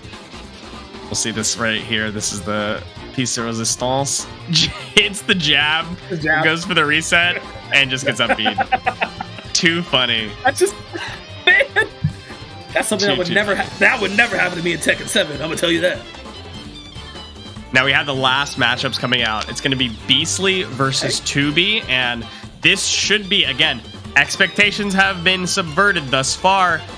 Should be Beastly on the Ness versus 2B on the Palutena. Right. Ness Palutena will be a lot of fun to watch.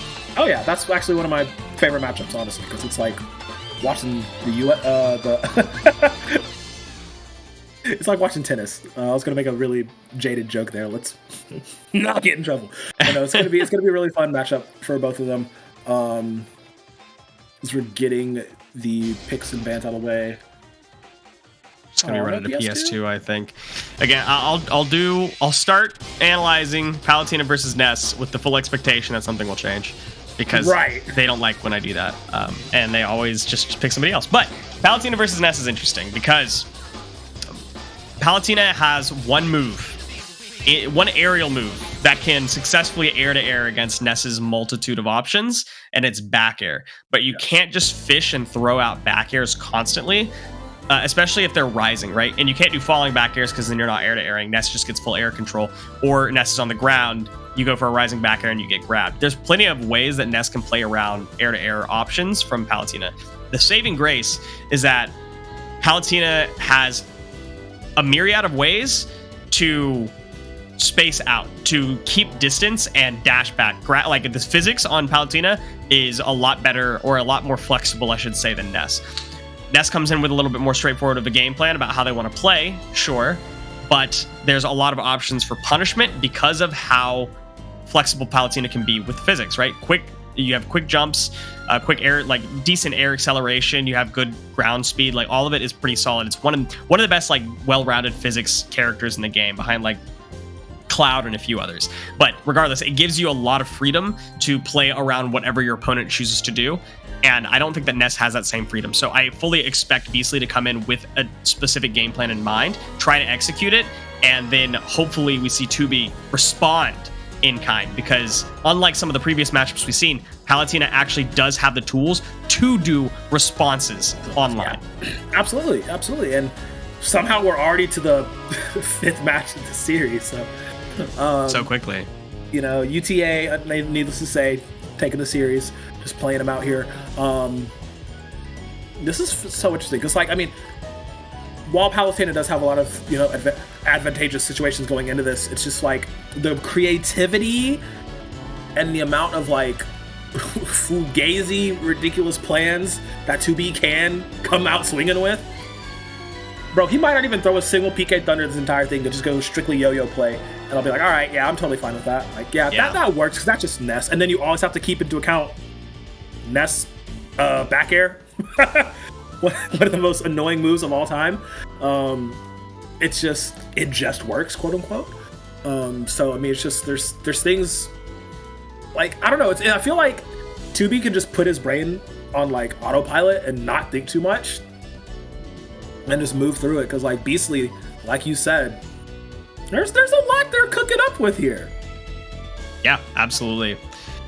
There is some stuff here, right? Like both Ness and Palutena have like almost identical airspeeds, so right. There's not like a lot of situations where they're going to be like chasing each other down in the air. If anything, I fully expect to see like Ness chasing Palutena, but then Palutena just like teleport platform canceling, so that you know you have all the space that you need to work with, and then Ness's air acceleration significantly worse. Like I shouldn't say worse, right? It's still good, but Palutena's is better.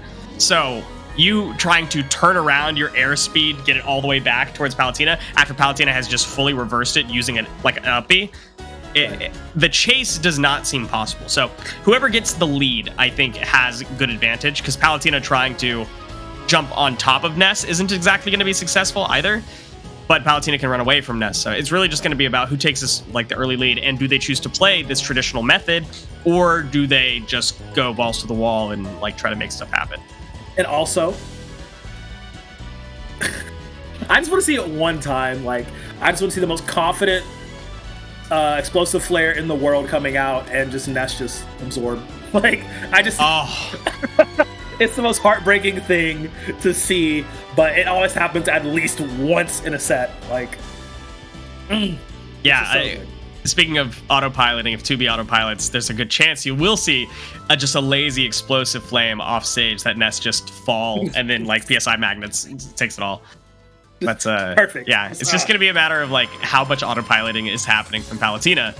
If it's too much, Ness can have a victory pretty easily. But if there's enough like response autopiloting, like more of a conditioning play, or more of like a this is how we play fighting games, I'm going to respond to whatever choices I see that you're making, then there's a good chance there. I don't really see like a good way that Ness can just like adapt game plan mid-set against Palutena. The onus again is very much on Beastly to have a good game plan, have a solid game plan, or have options like a tree of a game plan that you can flex off of to keep 2B guessing. He's gonna have to guess a lot. Like, I mean, oh man, what are some of these game 5s and these? You're killing me, Smalls. But no, this is one of the matchups like I really do like to see, because like as someone who played a fair share of both characters, like it's a very tennis-like matchup, like 100%. It's just,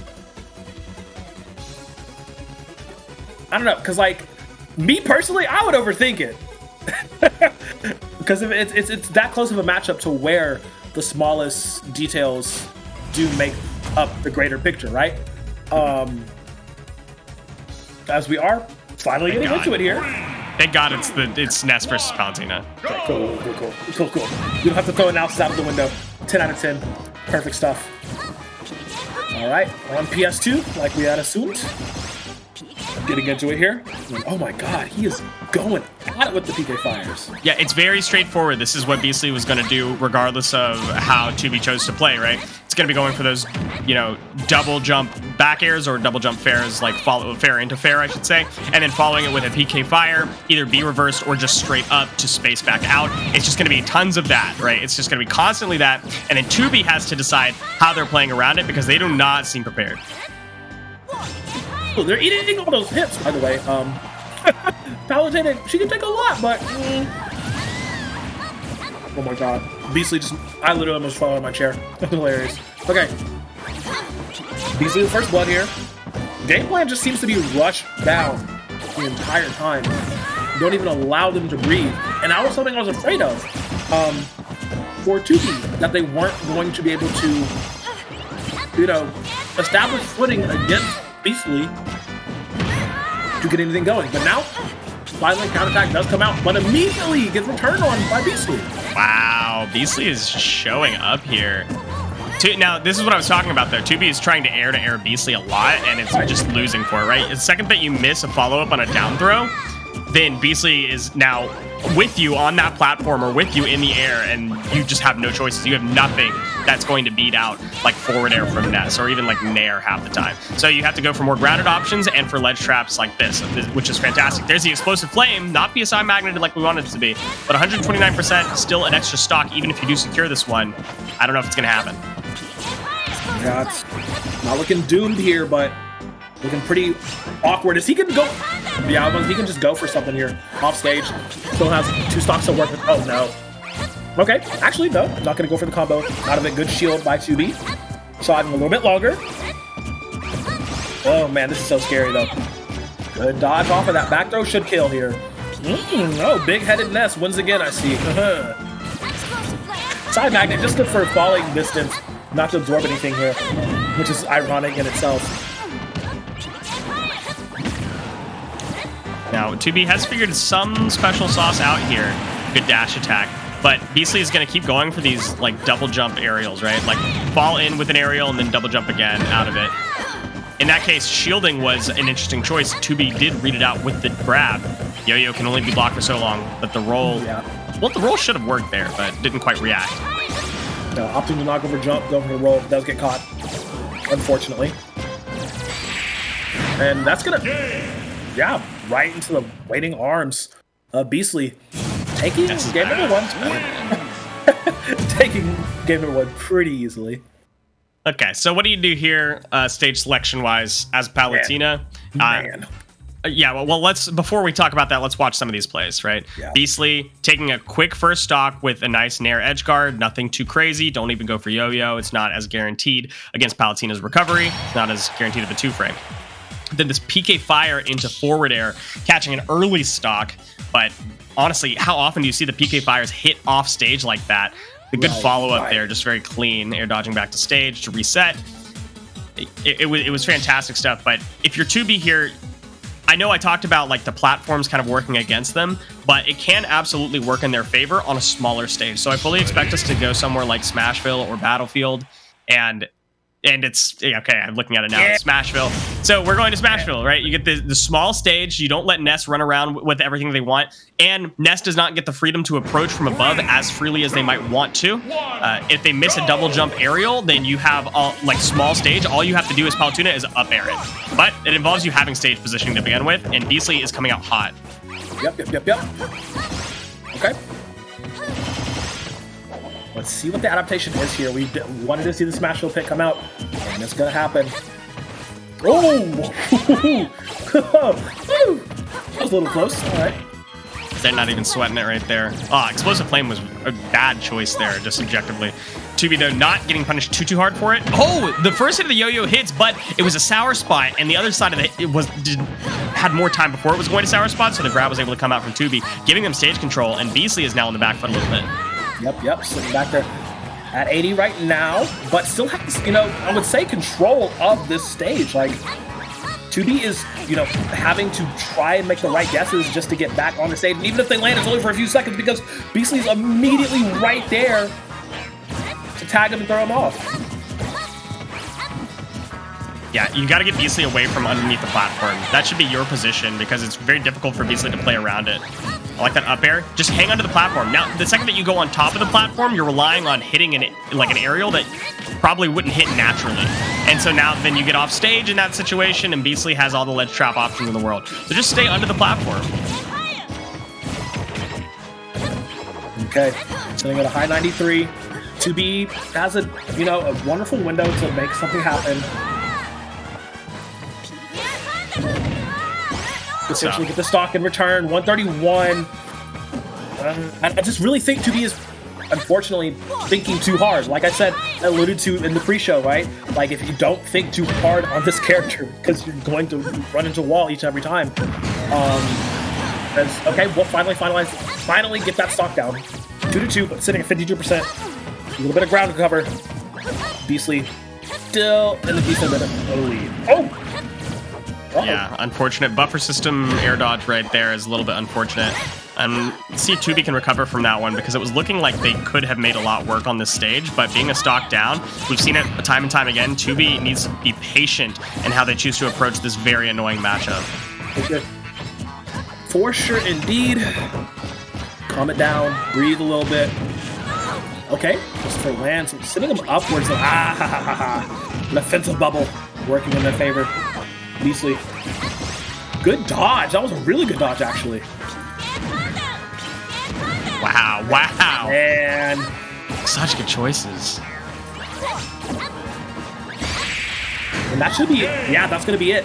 Hey, the drop kick lands. I knew it was going to come out sooner or later to finish something off. Beastly. And get the 2-0 for UTA. Woof. Wow, that was a... Well, let's watch some of these replays right here, because again, 2B had a lot of choices here. Went off stage too deep there instead of holding stage position, and Beastly just gets a nair out of shield, which that should not have happened at any point. And so this kill confirm was very nice, though. Just going for like some pressure, forcing Beastly to like roll or do some unsafe option, because like we talked about before, the one air-to-air option that Palutena has against Ness is that back air. So even if Ness chose to do like a nair, like off the ground, like a rising nair or something, it would have gotten beaten out. So that was a really good stuff from 2B. But then this SD really kind of sealed their fate. Yeah. But beyond that, they still were like going for way too aggressive options and not holding under the platform like they needed to. You saw the one time that they were holding under platform, Beastly was having to throw the book at them. I mean, they were going for like short hop, like nairs, throwing out PK fires. They were running out of tools, and a couple of those tools were punishable, but all you needed was to wait it out, because the shield pressure was not immaculate. I mean, it wasn't massive, I should say. You did not actually have to worry about your shield getting broken. You could have just waited out a lot of it, because Ness also can't grab you in that position. So there was a lot that needed to happen from 2B's side to adapt, but like we talked about before, Beastly on that Ness only needs to come in with a very straightforward game plan, and the player that has to adapt in an online environment has so much more work that they have to do. Sometimes you don't have the patience for it, sometimes you just don't have the ability for it, and some days just aren't as good as other days. So again, on another day, maybe offline, 2B would have had a better shot, but Beastly just played their win condition exactly as they needed to. Absolutely, and I mean, I had to touch on it a little bit in the beginning, saying like, please don't overthink it. It's going to be a weird matchup. It's going to be annoying to play around a lot of this, and that big-headed psychic boy, I'm telling you, very much a pain. But final score, 24-4. University of Texas Arlington. They're so good. This squad is so good every single time you see them, and I mean, just a bunch of 2-0s. I mean, there were some 2-1s. Like, shout out to the Kazi Amir for making things really, really interesting. But yeah, sweep on the day, both series for us. Kevin, you still got some time to go, so I mean, unfortunately, I must bid you adieu. There is no interview for this series, but we'll be taking a little bit of a break before we get primed and ready for the next one. I have been Beautiful Crow. Kevin, he gonna be here for a while, but on the other side of the break, you're gonna have someone new stepping in the saddle. Here, EGFC. See you soon.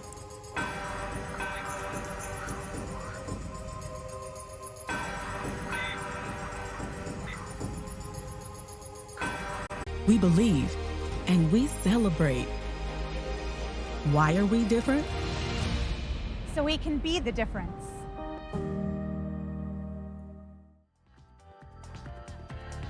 Welcome back to week 6 of EGFC. We've got our final game of the evening, University of Hawaii Rainbow Warriors versus Marquette University Golden Eagles. I am Kevin with a K. I've been with you all night, but joining me now I have Soy. How are you doing?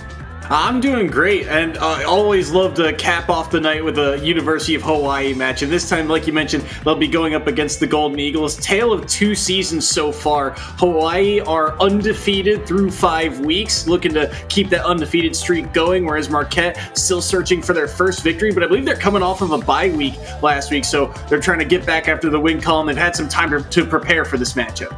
Fantastic. I love to see it. Yeah, I expect to see a banger of a matchup. I know we've got some big hitters on University of Hawaii. Small Left, for example, is a huge one, but we're opening up actually with Gardenia on that Snake versus, I believe it was Bun Boy. Yes, Bun Boy on the Shulk.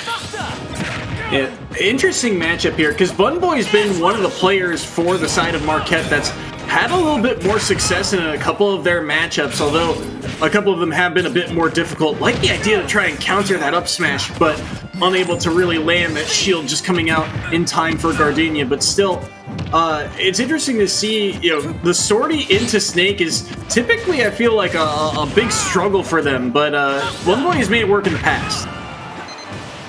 Yeah, that makes a lot of sense to me. Having the different arts makes Snake's game plan have to be a little bit different in each interaction. However, Bun Boy has to be careful of C4 and floating grenades is what I was going to say, but the C4 is what takes that first stock.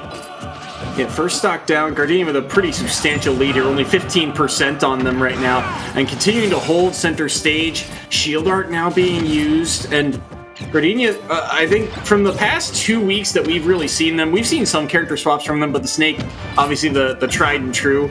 But I do think Gardenia's just got a pretty good mastery of the movement and a pretty solid game plan that they are easily executing right now as that Nikita missile connects on the recovering Shulk, and that's a 3-1 stock lead, and only 40% here in game number 1.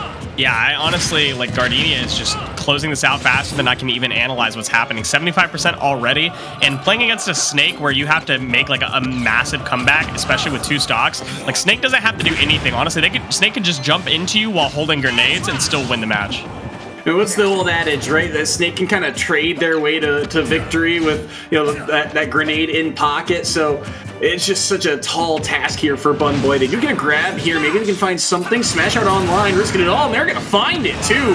Up air does connect. That grenade sends them up high. Jump art now being used, so they'll be able to weave around. Get a good counter here for 18%, but still a lot of work to be done. Maybe they can find some momentum, though. Down air on the Snake is something you don't see all that often, but they nearly converted it into a combo. They will find a grab here. Good mashup by Gardenia, but the defense of Gardenia really strong. Although they are giving up some chip damage, they are finding good openings. They're trying to find a combo here. Shield art really saving them from that instance. Now that's gone by. Forward smash gets shielded. Explosion lands, but still holding on at 166. This grab should do it, though. Oh, he actually timed it out.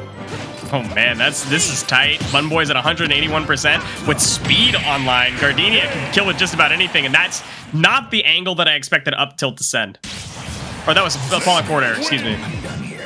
Last swing of the leg there. I'm able to get that one done. But Bun Boy surviving for a decently long period of time here. Very good sign.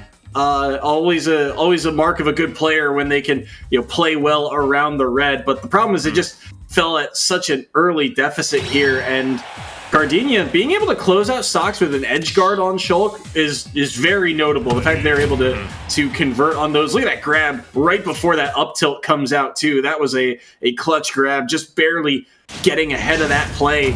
But it just feels like it's a very difficult match for Bun Boy to work around. Obviously, all those grenades, it's that old classic adage, I feel like, of the rock, paper, scissors, right? Of brawlers versus sorties versus range, right? This feels like the sortie versus range matchup where just how do they get in and do damage when Snake has mines everywhere, grenades everywhere, and once you get in, Snake's got enough quick options in the pocket to be able to deal with what Shulk brings to the table. especially since Shulk doesn't have like some of the combo ability that other sorties have, like Roy or Crom, for example. You don't get guaranteed damage. You have to kind of fish for like individual hits or like the couple of two-piece combos that you have, and having to do that on every single new interaction with a Snake who on every new interaction can have a one-frame escape or like not even allow you to get your full move off. There's just no chance. This seems like an impossible matchup. Gardenia playing it masterfully right now, and oh wow, and that time the up tilt does come out. Despite Speed Art being online, not sure what they wanted, but the up tilt beats it outright, and unfortunately we're gonna have a connection error, so I believe we'll get the results of this match afterwards. But Gardenia with just solid control of games 1 and 2 there. Whew, that's tough. Just a DC there, but let me talk just briefly about in that first game. We talked about how Bunboy held on for so long. I've got to be honest with you. There's one reason that Bunboy held on as long as they did.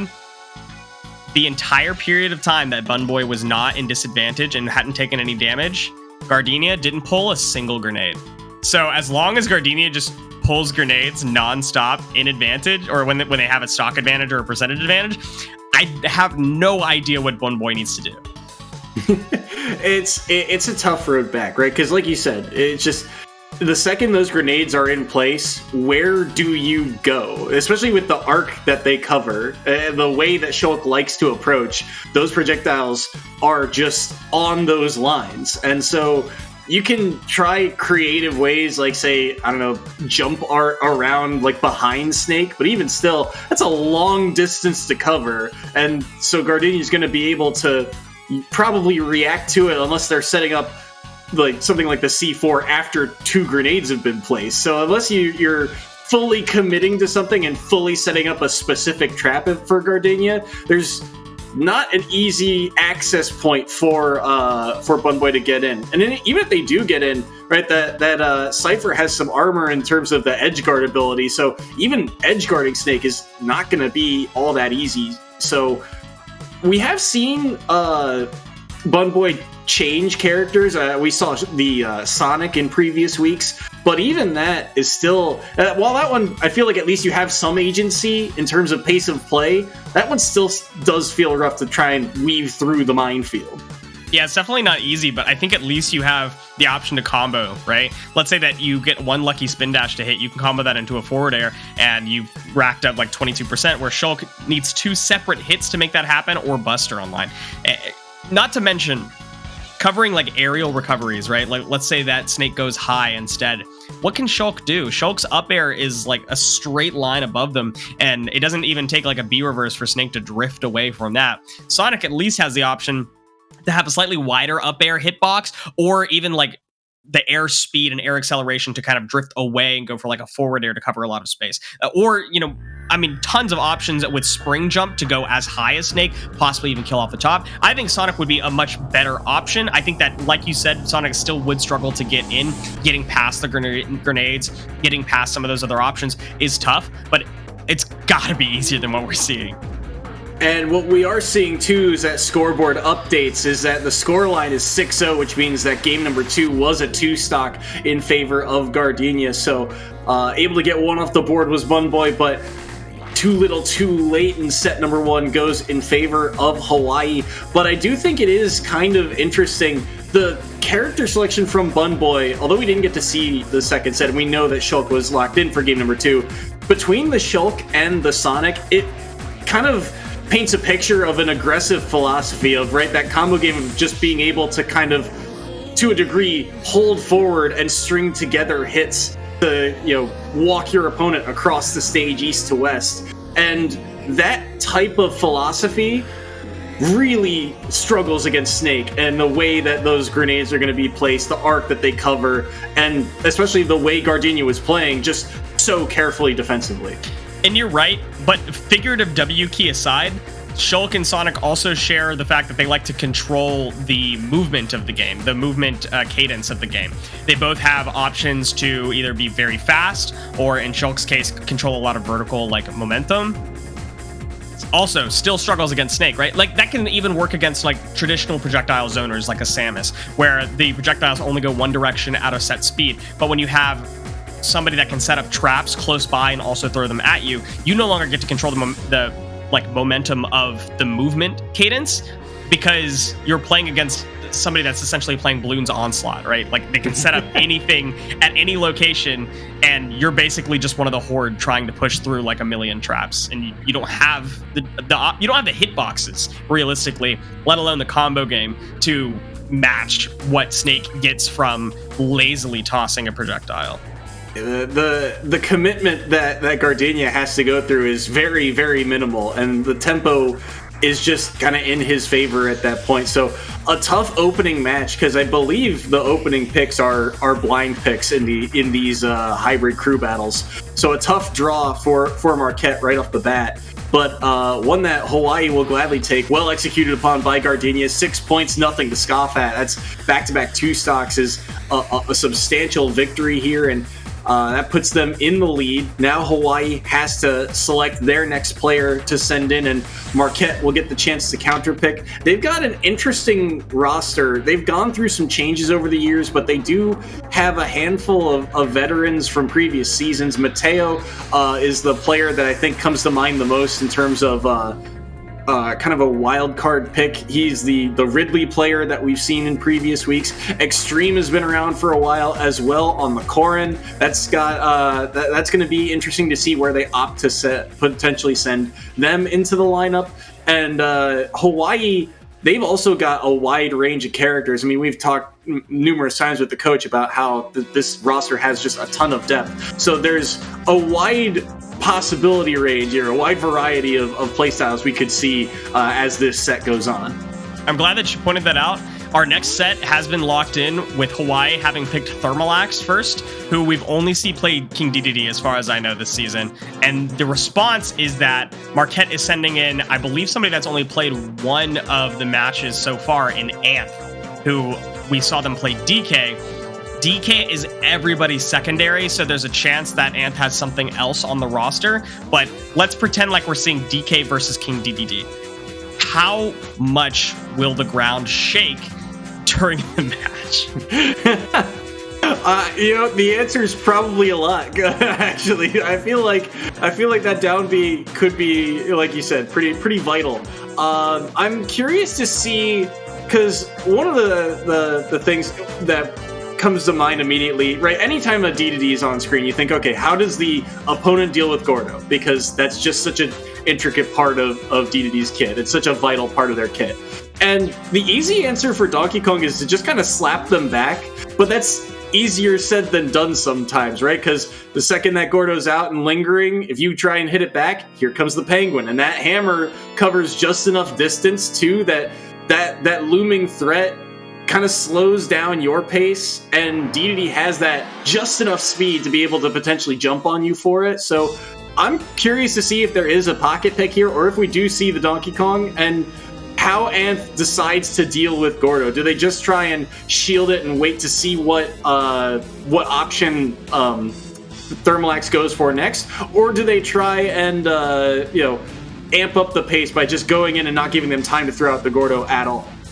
It's a good question, because Donkey Kong does not have any disjoints. So the Gordo, although the figurative hurt box of Gordo is larger than the hit box, because Donkey Kong doesn't have any reasonable disjoints, the timing of swatting everything back is going to have to be more precise. So let's say swatting back with a back air seems like the most logical thing for me, right? You get to jump and keep your moves very ambiguous, but then you can throw out the back air to swat back if you need to. You also have to worry about doing that online. So I would hope that there's a pocket pick in mind, because I don't see a lot of ways that Donkey Kong can deal with Gordo, especially because the map that just got locked in after pick bans is Final Destination. Yeah, nowhere to run to on that stage, right, to get around that Gordo. So we'll see if the Donkey Kong is the pick. Yeah, I feel like you're right. The fact that, like you said, the disjoints for Donkey Kong are very minimal, even though you do have some range on things like the back air. The forward tilt was another one that was in the back of my mind of all right, that's distance, but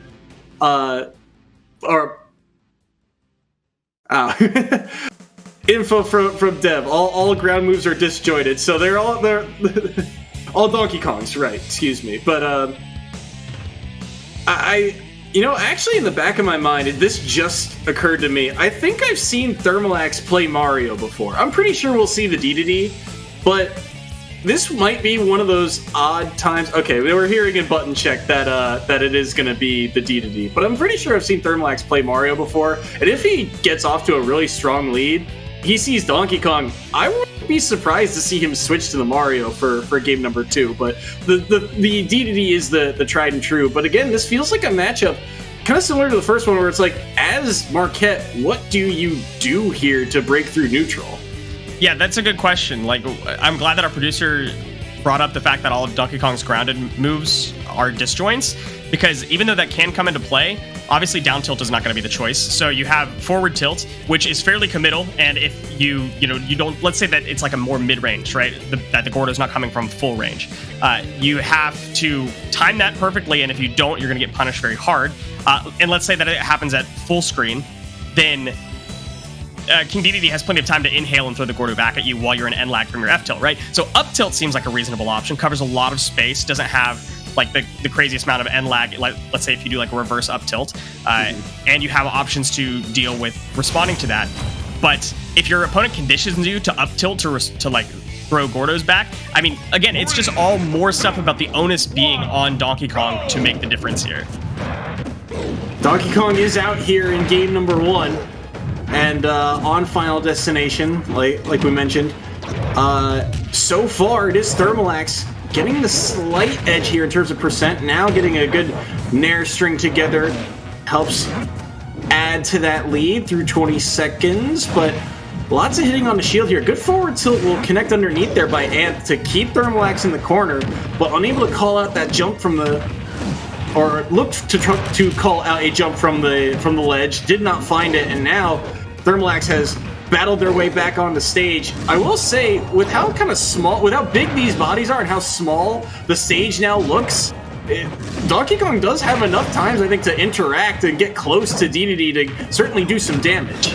Sorry, I was about to say the same thing. I fully forgot how large these characters are, that the closing the gap as Donkey Kong does not seem quite the feat that we made it out to be. Wow. Great stuff, though. The regrab is going to make that possible. Yeah, huge stock there as Ant takes the early lead.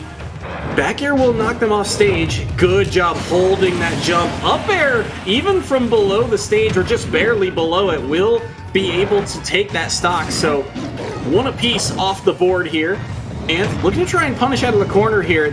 I feel like this is where Ant can get a real advantage. If they can keep Thermalax in the corner here, you can tell they're aggressive. They're looking for kill options. Oh my, that down B connects, but no ability to really follow up. I do like that Ant is just not really giving time for Thermalax to set something up from the corner. But they're not really finding those connections. They're trying to call out these jumps from ledge, and Thermalax is just playing a second more patient and finding a way around it. And there's the Gordo from ledge. It's going to provide a little bit of space, a little bit of opportunity for Thermalax to get back to center. And Ant in disadvantage. Either of these characters in disadvantage while the other one has ground on the stage. I mean, it just looks so difficult. So much effort that has to go into getting back. Good delay on that back air. Tries to go for a second one. Oh, Thermalax getting a little greedy, go over that down air, but does not find it. Ant now in the corner. Holds shield, tries to jump around the Gordo, can't do it. Bounces too high. Now goes low to recover, grabs the ledge once more, rolls in. Missed dash grab there from Thermalax. Allows Ant back to the stage. He'll be able to get back here as well. Gets around the first hit there. Falling out of that multi-hit was good, but hits another Gordo, trying to get aggressive, trying to find a way to take that stock, and Thermalax gets the punish. We need to see Thermalax off stage or in the air if Ant wants a chance to even this up. But wow, Thermalax really knows these King Dedede combos, and already 51% and off stage. How is Ant getting back? I guess an F tilt's a good way to start. Oh wow, and Rapid Jab actually comes through there. I thought we were going to see one of those armored moves come out from the side of Ant there, be it an up B or a side B maybe, but instead up B from Thermalax gets back to stage and helps them rack up this damage. These landings are so difficult for Ant. They're eating a ton of damage for it. 113, now 129. trying to find a way out of the corner. Low recovery once more. It's the only safe way through. Neutral get up, but they can't get around the down smash, and Thermalax will clean up game 1. That was good stuff. I mean, didn't even lose that second stock. Thermalax found the momentum and then just held tight. Yeah, I mean, it looked pretty even off the start here, and this was a good opening from from Anth to take that down air first. But after that, Thermalax just pretty solid control. Anth, I think, getting maybe a little greedy there and getting punished for that up air. Kind of cheeky there from Thermalax to sneak that underneath. But then in stock number 2, and then here in stock number 3, I mean, Thermalax barely gets scratched here on stock number 2. They took that stock at 111, and then here at 152, the setup in the corner. Once Donkey Kong is in the corner, I mean, there's really no way out. Neutral get up, you see he has to shield 2 options, and then at best rolls behind and still gets caught by down smash at the end there. So he cannot find a clean way out. And now we see the D-to-D duo on Final Destination for game number 2. Yeah, and like I said, we're going to see the ground shake every time one of them fast falls. It's just thud, thud. Good grab here, but unable to really follow up. So, I mean, this is just such a funky duo because of the way that those Gordos can interact with each other, but the spacing so far in favor of Thermalax, and keeping Anth to the corner here. Should be able to grab this ledge still. Will do so now. Rolls behind once more. Does not find a forward tilt. Good forward air. Gets 1 hit of jab, but does not follow up off the back of it. And now, falling into that Gordo was Anth. Staying low here. Forced into these low recoveries time and time again. And what was that angle? Hello? He was hit to the right. I think it was Gordo hitting it into the back of the dash attack, or the dash attack hitting into the left side of the Gordo. It's one or the other, but in either case, Thermalax is really showing Anth that switching to that character that is the one that belongs to you is probably not the right choice. Oh, another grab here onto Anth. And forward air. I wonder if there's a way here for Thermalax to really punish low. And as I say it, Gordo comes through, back-to-back snipes here. Does he make it 3 for 3? Goes downtown for it, but it does not matter. That recovery just a little too short on that up B. And an actual DDD player would have canceled the up B and then drifted the ledge. So close, but oh no. Well, oh my mercy. No, you can't die to the jackhammer. No. No, Anth. Oh, well, you know, I'm sure that it was a situation where Anth didn't have another character that could play, and DK DDD is just a nightmare, as we saw. I mean, if for no other reason than the fact that DDD can just do a couple of things that Donkey Kong can't, and otherwise they suffer similar, like, downfalls, going the DDD mirror matchup, at least for entertainment's sake, was way, way better than the Kazuya mirror match that we saw before.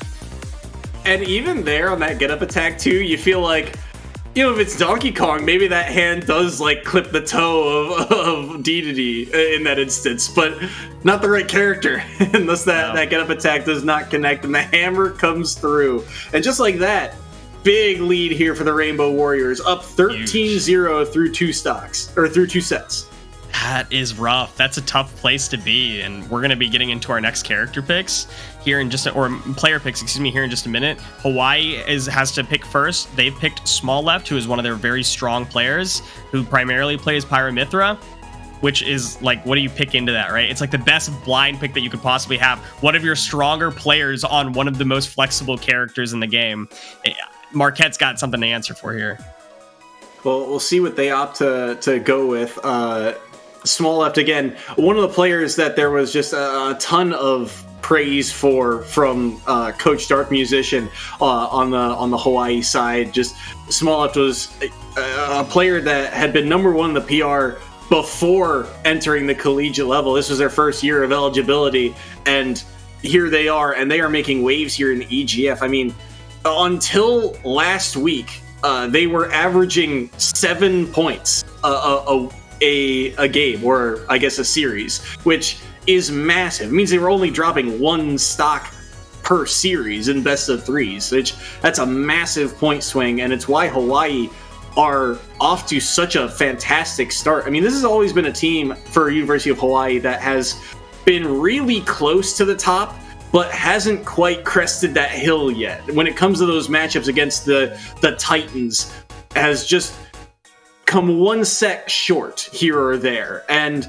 even last year was a team that was poised to make the playoffs, but due to some postseason results and Hawaii just not being able to partake in conference championships, missed out on the league championship. And they felt like, last year, stacked team yet again, winning record substantial, but could not make top 8 in the league. And thus here this season, they feel like, all right, through these couple weeks, undefeated, one of 2 teams that are undefeated in the EGFC, the other one being UT Arlington. They feel like this is their shot, or at least I gotta believe that they're feeling like, all right, if there's ever a year, this could be the one. Absolutely agree with you. Even in this match alone, I mean, they're doing incredibly.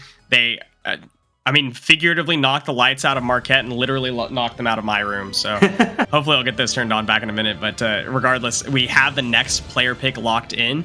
Against Small F, we're going to be seeing X-Term. Extreme or X-Term. Extreme X-Term. XTRM. The Corin player that I mentioned before. They've been around the EGFC for a minute, and they've been pretty good for the side of Marquette. And Corin is, you've talked about Corin in the past, right? Very high ceiling for this character, but hard to execute on. And in a matchup like this, where you've got, Pyramithra versus Corin, this is just, it's a sword matchup, but it just feels clunky, I guess. Right. No, I agree. It's because it's not just a normal sword matchup, right? We're not seeing like Roy versus Crom, or even like, I don't know, something less traditional. Byleth versus Shulk, I think, would even feel less clunky than this. But you have Corin, who has, not the most like regular physics, I guess, out of normal sword characters. Airspeed is lower than some of the more traditional sword characters, and throwing out like wide, huge aerials that cover like all around them, versus Pyramithra, who is the entire opposite. All physics, but it has to be a little bit more specific about how they throw out certain hitboxes. I guess if you're Pyra, you don't really have to worry about how you throw it back here. You just throw it out. But regardless, yeah, very different, right? It's not like, we're doing 2 sword characters with slightly different abilities, maybe different ranges, but ultimately similar physics. It's the opposite. It's totally opposite in their physics, and how they're going to be approaching fights is going to be entirely different as well. So clunky is right. Yeah, and we'll have to see how these players approach it, right? And in terms of stage selection, the players are going through that now. But I think it also is odd, too, because I feel like Small F on Pyramithra, in this matchup, you do have, I guess, agency in terms of tempo, right? You're the faster character on Mithra. You're going to be able to outpace Corin, but Extreme has shown in the past that they do have that ability to just land 1 or 2 good hits. And all of a sudden, if you're in the wrong spot and caught as Pyramid or Mithra, could just be your stock. The recovery's not the best. It's not bad. It's just not the best. Corin has a lot of options to go off stage, and with how linear Pyra and Mithra's recovery is, you'd think that it would be easier for them to edge guard. But it's really a matter of timing. How quickly can you respond to like a Prominence Revolt if they want to snap to ledge really quickly, right? If you jump off stage, your Nair covers so much space that it's possible, but you have to be quick on the draw. And if you pick the wrong option, you lose stage positioning, which is a huge deal in Corin versus Pyramithra. How do you get back to center stage without the physics to back it up? Throw out hitboxes and hope that Pyra and Mithra like run into them? So it's a risky option that could pay dividends, and I think is worth going for, but it's a consideration every time. Yeah, one of the things that comes to mind too, as I'm thinking back on previous sets I've seen with Extreme, is one of the things they like to do is try and get those 2 frames of side B along the ledge, which that's not going to be easy against Pyramithra too. The way that they can snap, that timing is, like you said, really difficult to hit. Back air is one thing that I think we've seen Extreme use pretty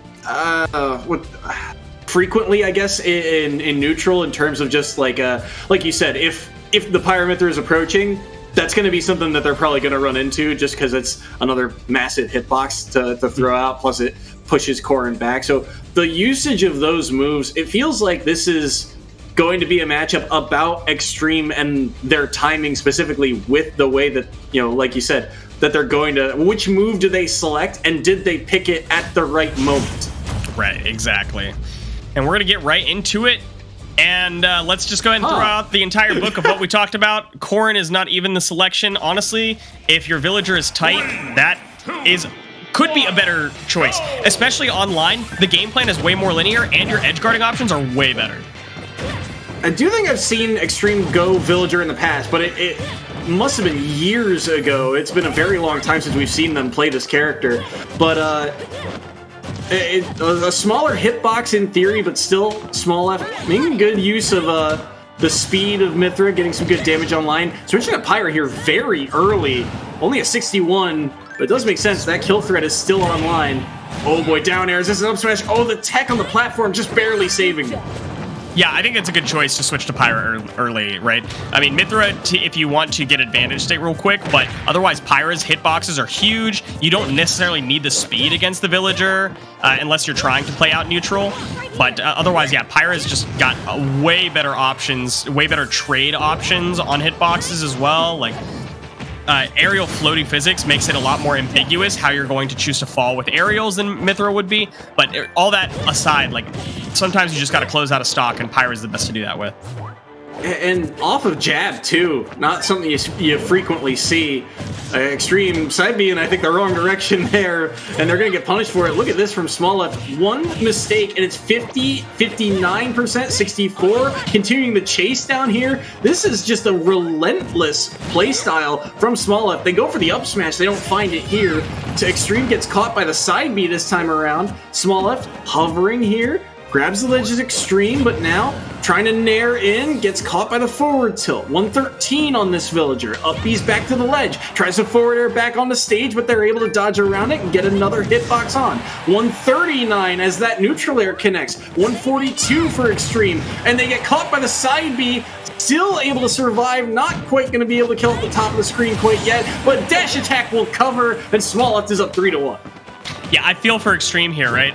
Being able to space out with forward air and back air, like the slingshot aerials, should be entirely possible and entirely doable. But online, it's kind of difficult to time it exactly right, especially against like a fast faller like Mythra, or even against Pyra, who's going to be like throwing out dangerous hitboxes. You don't know exactly how well to space or when she's going to go for something more aggressive. So definitely feel for Extreme in this position. I think Villager is a theoretical great choice, but in concept and in execution are very different things. As suddenly 66% on offstage against Pyra, what do you do?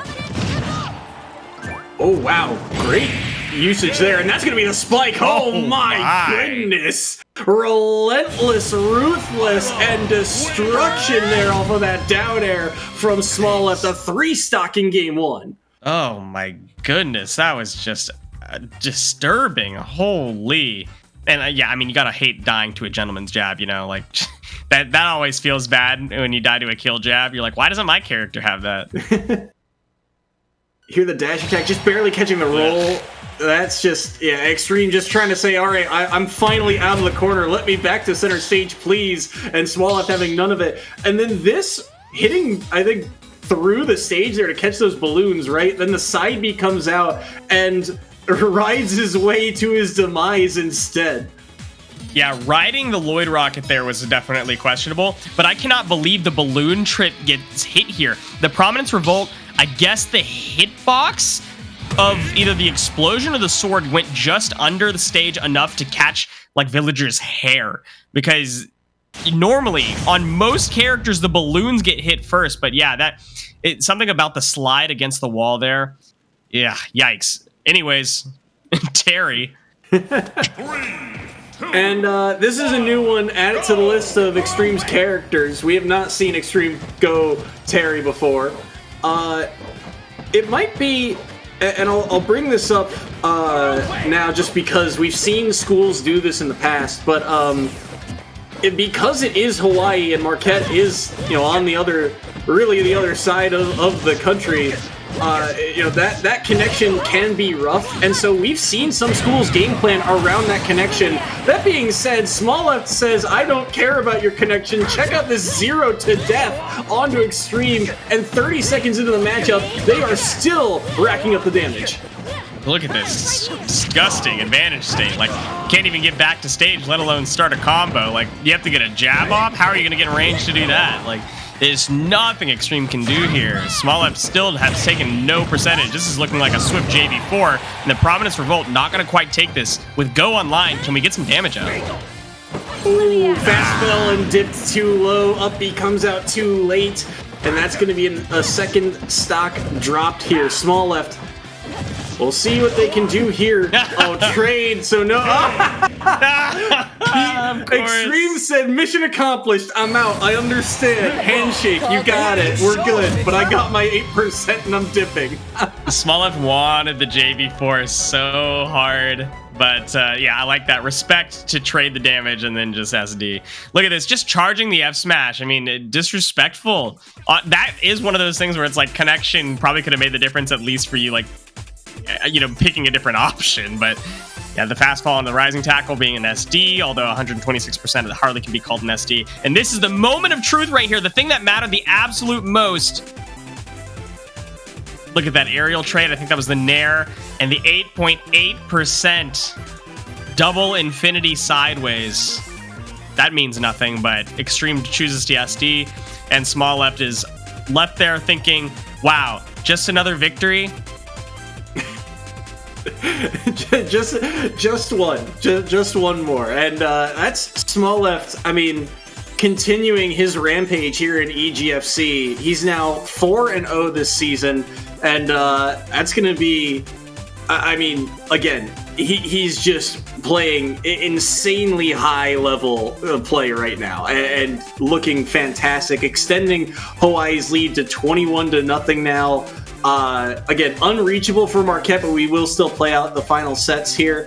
It is worth noting, this is the final matchup tonight, but these two get a rematch next week. And so it'll be interesting to see what Marquette kind of does moving forward after this week, because it is a tough road back for Marquette to try and, make things like the playoffs and set themselves up for success, especially if you get a Titan like Hawaii in back-to-back weeks here.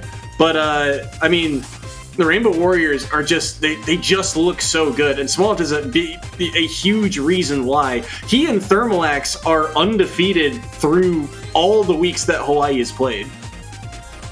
You said this is the last matchup, and with it being 21-0, it would look to be that way. But isn't this the fourth? I meant of the night. Oh, yeah. Well, I'm going to go ahead and comment on what I said. It's 21-0 point wise, and there's still two more sets to play here. But yeah, being the last match of the night, I agree with what you're saying there. You got to remember sometimes, like watching Small Left, sometimes just like dismantle people. This is a player that's had sets against MK Leo, I think. Like this player has been around in the scene since like Ultimate launch and has played against some of the top level players. They have a different expectation of what baseline is for their opponents, that they hold people to those expectations, they hold people to those standards, and if you don't even meet that, of course it's going to look like a slaughter. So great stuff. Small Left just showing prowess as per usual for their playstyle, but like we talked about, two more sets of the night. I'm looking to see some fun. Yeah, and we'll see what we get here. Hawaii, I believe they've locked in their next player. It's going to be Sleepy, who I believe, I mean, we haven't seen Sleepy this season, but if I recall correctly, we've seen them in previous seasons. I'd have to go dip back through my notes to see if I can find them. But either way, Hawaii, with this lead, they have the leisure of being able to get some players some time on stream, and Sleepy gets his first appearance of the season. Yep, and I believe they've locked in with Goodman for Marquette, who I also don't know if we've seen this season. I don't have anything on my list for Goodman, but yeah, we should be seeing something really enjoyable if we have two unplayed this season players. We're in for a treat. two new faces stepping in for both sides. Goodman, this will be their first set to our knowledge, unless there's a name change, which has happened before. But we're hearing from our producers that it's going to be Min Min Pac-Man as the character duel for this fourth set here, and those are characters that it's what I've seen a lot of, I feel like, but never against each other. No, and it's, I think, University of Hawaii's pick that is Min Min. So that would be Sleepy playing Min Min and Goodman playing Pac-Man. Min Min Pac-Man is very, very interesting. It's very fun to watch because it's one of those things where, depending on how big the stage is, the onus is still entirely on Pac-Man to make correct decisions. But Pac-Man has all the tools necessary to slaughter Min Min, right? There's reasons that some characters like Falco do really well against Min Min, right? It's not about your ground speed or your air speed or being able to close the gap. It's about, once you close the gap, how quickly can you close the stock? And Pac-Man has a million like fantastic edge guarding options, things that just stuff out Min Min, along with a lot of tools to stay away from Min Min's arms, to like trade with Min Min's some Min Min's options. It's tools galore, but the onus still is on the Pac-Man to make good choices. We'll see if Goodman can make those good choices here for the side of Marquette. Starting off on PS2 once more. Sleepy on the Min Min, and starting off by getting some chip damage, but the hydrant placed early here. Curious to see Goodman going in here, not wasting any time after placing that hydrant, just immediately looking to rush down and get some damage online. Take some damage for it. 57 now onto the Pac-Man. Tried to hydrant again, did not realize it was already on the platform, but I'm curious to see, I guess, what Goodman does, or what setups they go for here, right? Because all those projectiles, you got to know the angles that they're at and the properties they hold. The bell in particular, a good combo starter, but they have not really used the neutral B at all so far. No, not at all.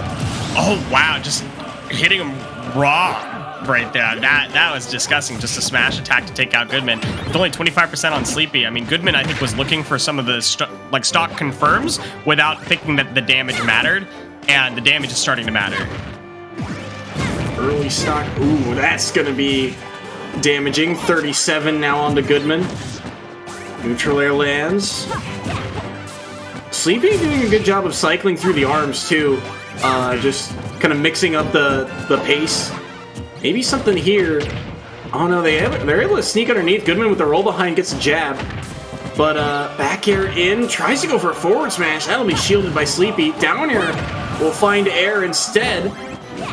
That lingering hitbox from Sleepy is covering a lot of space here. Tries to get aggressive, goes up for it, but Sleepy unable to find it. Megawatt will connect. Hydra gets hit back. Side B armors through here, but instead it'll be the falling Nair that will take stock 2.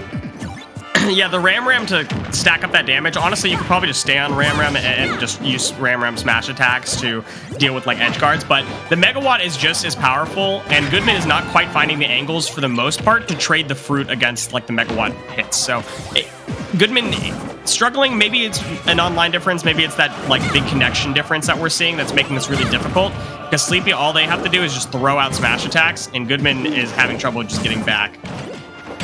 Ooh. Oh, well, Red. That timing, I was in shock. I was like, okay, he just holds this a second longer, right? Nope, instead, he's able to weave around it, but then rolled in and got caught for it. I thought for sure that Goodman was gonna, off that up B, miss the trampoline, because it was off screen. That's hard to track down sometimes, but still able to recover and ends up paying the price for it anyway.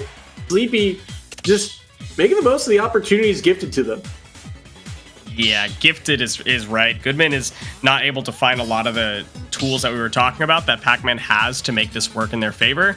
And yes, it is a slog. Yes, it can be really annoying and difficult to make your step by step get closer and closer to Min Min. Then maybe you find like a throw off stage, or maybe you find like orange to knock Min Min off stage, and then you have to read a jump, or you have to go further off stage to deal with it. So instead, let's pick a character that has a more linear game plan, something that I don't have to play reactively for, and maybe Min has to get close to me. That's the thought with picking Samus. I don't think it's going to play out that way.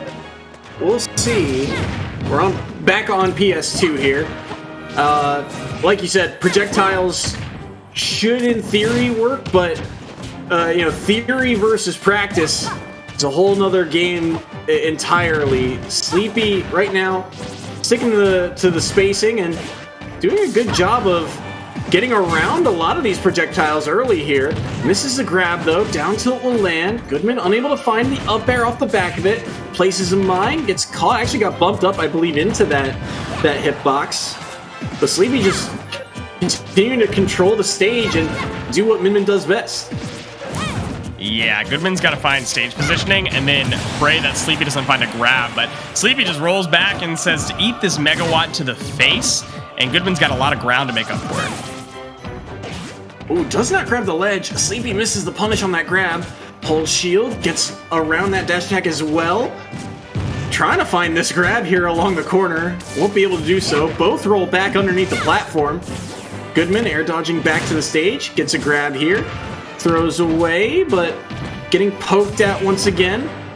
And Goodman trying to, I think, box a bit more and get in, but Sleepy just able to kind of win a couple of these scramble scenarios where they are up close, and once the first interaction misses or hits shield, it typically is gone in Sleepy's favor. That being said, Sleepy is at 84, so Goodman gets one good hit. Maybe he can get the stock off the back of it, but Sleepy is the aggressor right now. They're finding a lot of connections. All these hits are finding the suit of Samus, and that one will take the stock off the board. Tries to read a roll there, but no panic in sight. And is this a 0 to death? 2 hits? Are you kidding me? Grab, back throw, and goodbye, Samus. What? Back throw into Dragon Arms, and Samus is dead? Samus is not a light character. Sorry, let's recap some of the other kills before we get to that one. That was absolutely ridiculous. Look at all the, just momentum for Sleepy, right?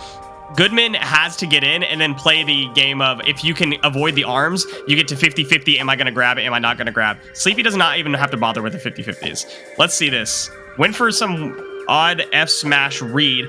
Gets back thrown. Oh, no. And then this, is that a true combo into the Dragon Arm? That's wild.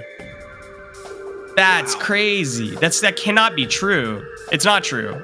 It's not true. Okay, so that was just a little bit too slow on the air dodge, I guess. But, or I mean, maybe Jump could have avoided it as well. But wow, I mean, I wouldn't have expected that to even connect, regardless of whether or not it was true. I probably would have been too slow on the draw online as well. 54% back throw into Dragon Arms. That is, I mean, and that's one of those things where, like, it makes sense in your brain. Like, it's not true, like you said, but you're also like, that is a way to take an early stock.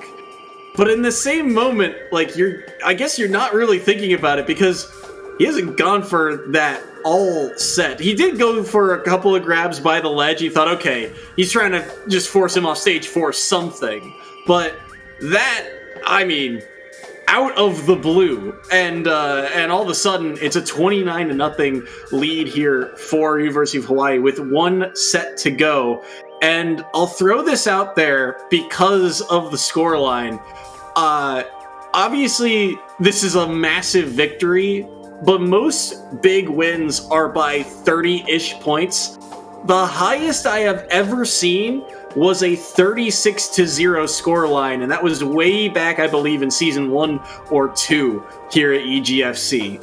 So there is the potential for the record breaker, but it would take an absurd effort from the 5th and final players. Yeah, who do they lock in with, right? They have a lot of options still available. It looks like Hawaii actually has went ahead and locked in with, well, I thought they locked in with, Tristan. So Incineroar has the potential to dominate like that with some good reads. Also has the potential to just get gimped on the side and lose stocks early.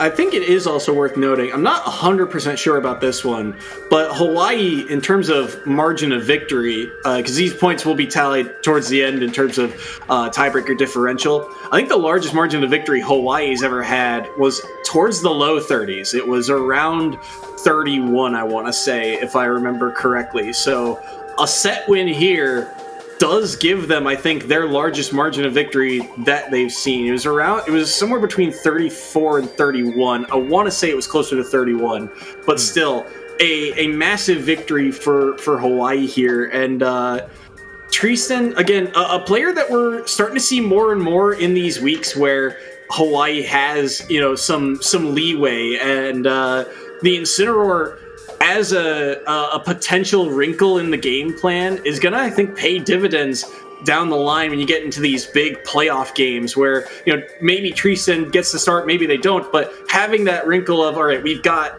this, playmaking heavy in our pocket that we could potentially opt to, just adds to the depth of the Rainbow Warriors. Absolutely. 100% agree with that. I love that from Incineroar. Marquette has locked in with their last player being Lotus, who, from my history, has been seen on Bayonetta and has been seen on Chrom. Bayonetta and Chrom. We did see Joker in, I believe, week 2 or 3. So a couple of the faster-paced characters from them, and ones that are a little bit more combo-centric. So we'll see if Lotus is able to get that combo game online. Although this, I feel like, does play into that double-edged sword of you're comboing Incineroar, and now if you don't get the kill off the back of it, this is Incineroar with Rage and potentially Revenge if they, down B something in that combo. So this is a scary matchup for Marquette. Yeah, and to your point, Revenge can come in earlier, especially against combo-heavy characters. If you miss Chrom's Jair combo, for example, by 2 frames, Revenge is available. If you don't combo Bayonetta's witch twists into afterburner kicks perfectly, right? And by perfectly, I mean it's not always up to you. Sometimes there's a spacing issue. Sometimes SDI can make it to where the second or third hits of afterburner kick, or excuse me, not afterburner kick, witch twist. Second or third hits of witch twist are the first ones that actually hit. If you aren't perfect on that, Revenge could break the combo. And then yes, not only are you dealing with a raged up Incineroar, you're dealing with a revenged up Incineroar. And all it takes is one Alolan whip for that to be super problematic, especially if they choose to play Chrom. If Chrom off stage versus Incineroar sounds like a nightmare. Yeah, I mean, the second Chrom is off stage, that's easy, just Revenge cycle. And even if you do make it back as Chrom, you're probably getting, in that sequence, it's 1 or 2 Revenges already online, and then you have to deal with that pace. In terms of, I guess, the one kind of flip side is Joker, Bayonetta, and Chrom, in theory, I mean, you do have some ways to edge guard Incineroar because of that kind of more lax recovery, and you're not, if it's not Chrom, right, you have easy recovery options as Joker, as Bayonetta. You can spend a little bit more time off stage, so you're not as worried about that. I mean, but that is kind of the case, right? When you're playing against Incineroar, the battle is either won or lost at center stage. It's not so much in the corner. Yeah, I like different characters for different reasons. Bayonetta's combo game is usually fairly tight, as opposed to Chrom's, who can, you have to be, to not get Revenge, sometimes you have to be within 1 or 2 frames of perfection. Or Joker, where your combo game is entirely free form. So if you don't hit your guaranteed 2-piece combo and instead go for some sort of combo reset, as Jokers are often want to do, you are going to get Revenge there as well. So I like Bayonetta as the option, but the reason I like Joker the most, and I'm not just saying that because Joker's picked it on screen right now, the reason I like Joker the most is because it's the most guaranteed options for edge guarding. All you have to do is avoid getting a Alolan Whip, and you have the deepest options to go off stage. So Lotus opting for Joker, 53% early though. Now, Arsene will come online around 70-ish at this rate, but get dash attack to knock Incineroar off stage. Tristan ledge trumping Lotus there. Lotus below stage here. Arsene comes online the moment they get up from the ledge, but they get back aired instead. Down tilt, forward tilt, clean conversion there by Tristan. 42% on them, but great 2-frame, great conversion. Yeah, that's a moment where you're like, oh no, Arsene. One of the few moments in the game where you just are like not happy to have Arsene, because that does not happen when you have tether recoveries. So good awareness from Tristan to get the down tilt F tilt combo. And with Revenge online, a quick Alolan Whip to stack 55%. And Arsene is online, yes, that could be a kill confirm, but it requires you to stay in advantage. And that might not be the case very long. I mean, he revenged like one of the later hits of up air, and now he's got a smash attack here. This is going to be such a damaging hit, and you can tell Tristan's trying to play careful about it, but it gets hit by the side B, up B's to safety, gets to the corner, looking for something here, finds the Alolan Whip. Oh, doesn't get the timing, finds a second one. This one he won't miss, and that's a dead Joker. That's 2 stocks off the board of Lotus. Intentional, for sure intentional to just miss that. Change the direction so that Joker is on the other side of you and the Alolan Whip actually kills. Good stuff from Tristan. Definitely intentional, and we will not accept propaganda saying otherwise. 133 on the Tristan. Maybe Lotus can find something here. Won't find the forward tilt. Dash attack only finds shield. Down tilt gets caught. Side B here. Arsene comes out now. 32% on the Lotus. Side B will connect onto Tristan. Hanging out on this platform. Holding shield. Jumps away. Finds the up air. Or will go for the up air. Won't find anything. Revenge used again, but this time gets grabbed for it. No kill throw though, so back throw. Only going to send them off stage. But a great counter there. Will get the job done. Well read by Lotus. And that's 1 stock down off of Tristan. You know they wanted the 3 stock. You know that they did, but now you got some percentage stacking, and Lotus no longer has Arsene online, which could be a good thing, but 93% in stacking, and you have to get back to center. Up air will catch Lotus. Tristan at 24. Good pressure here in the corner, but the roll behind and forward tilt will knock Tristan off stage. Up tilt used. Good revenge on the flat back air. Tried to immediately punish it, but this one will be easy for Tristan. That's a 2 stock in game 1. Went for the Rebels guard while Incineroar has Revenge online, and then held the Rebels guard when the Alolan Whip missed the first time. You were just asking to be Alolan Whip with Revenge there. I mean, look at the unfortunate stuff. Good stuff from Tristan. In that sequence, I can only imagine Incineroar as a character, just as he's Alolan whipping Lotus going, "What are you doing?" As he's, encroaching on him, just goes for the grab to throw him into the ropes. But I mean, look, it was tough from the start here. Tristan, with that early conversion, got such a good lead, and then Lotus here. This was a good stock here to be able to take this one. Good recognition that it was going to dip below the ledge there, and it's a solid counter. But committed so hard to this one, and. Yeah, this cat is not happy that you went for Revenge here. Yeah, I'm going to say that this was an online difference, thinking that, Incineroar was going to go for like a down tilt, and then instead Incineroar jumped, but you didn't get to register that for a long time due to frame delay. That's maybe what happened, or maybe Lotus just made bad choices.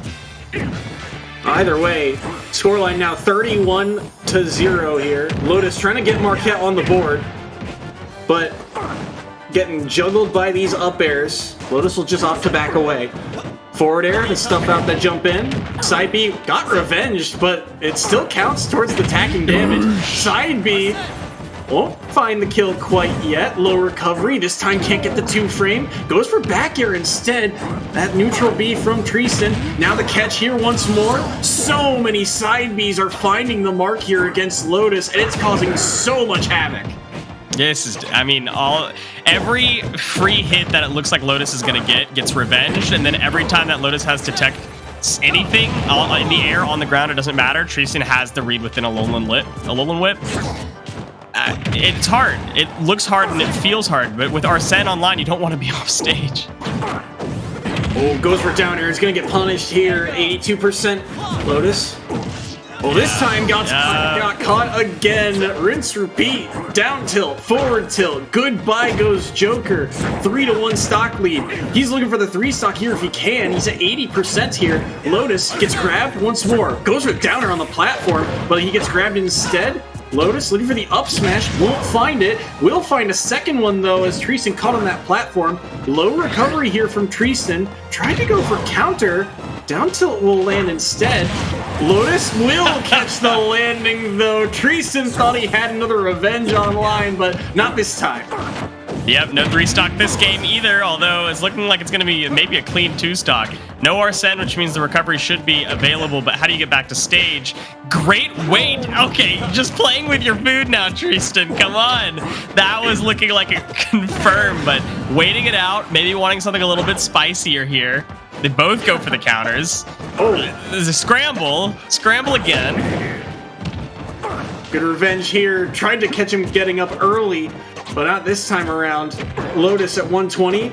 Not the first hit of forward air, but no combo at the back of it. And he catches the head with the side B, and that's going to be good night, goodbye, Joker. 2 stocks for Treason, 2 stocks in game 2, and the series going to Hawaii.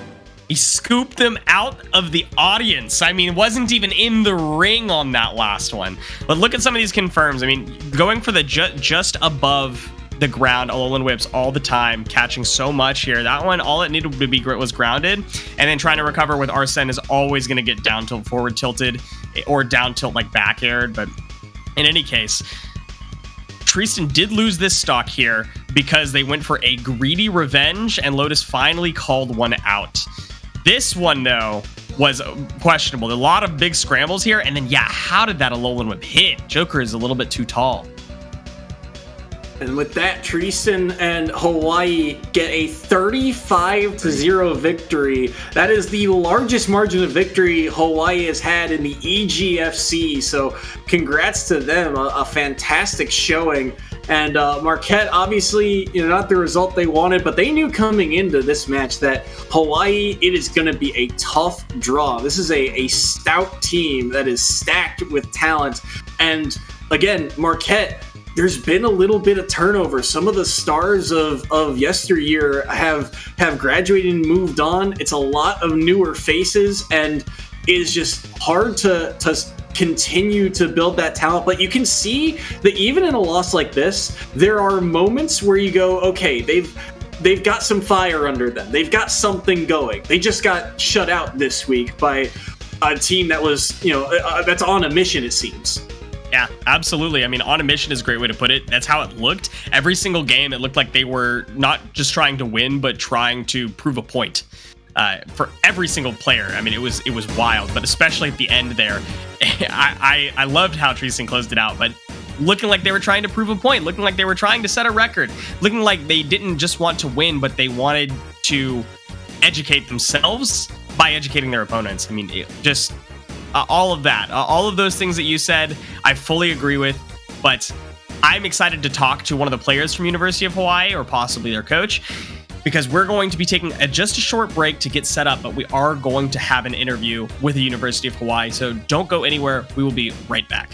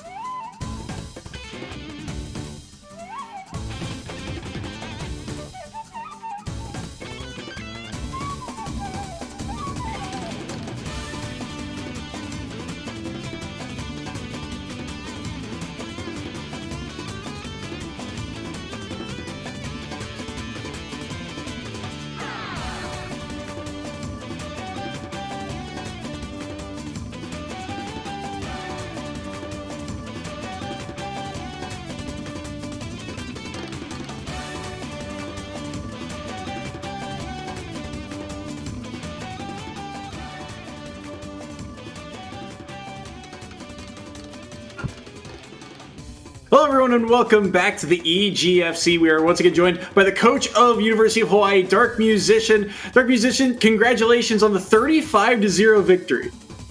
Thank you. Thank you very much. It was our goal today was to start strong and don't let up and just take care of business this week. And I'm glad that things went that way.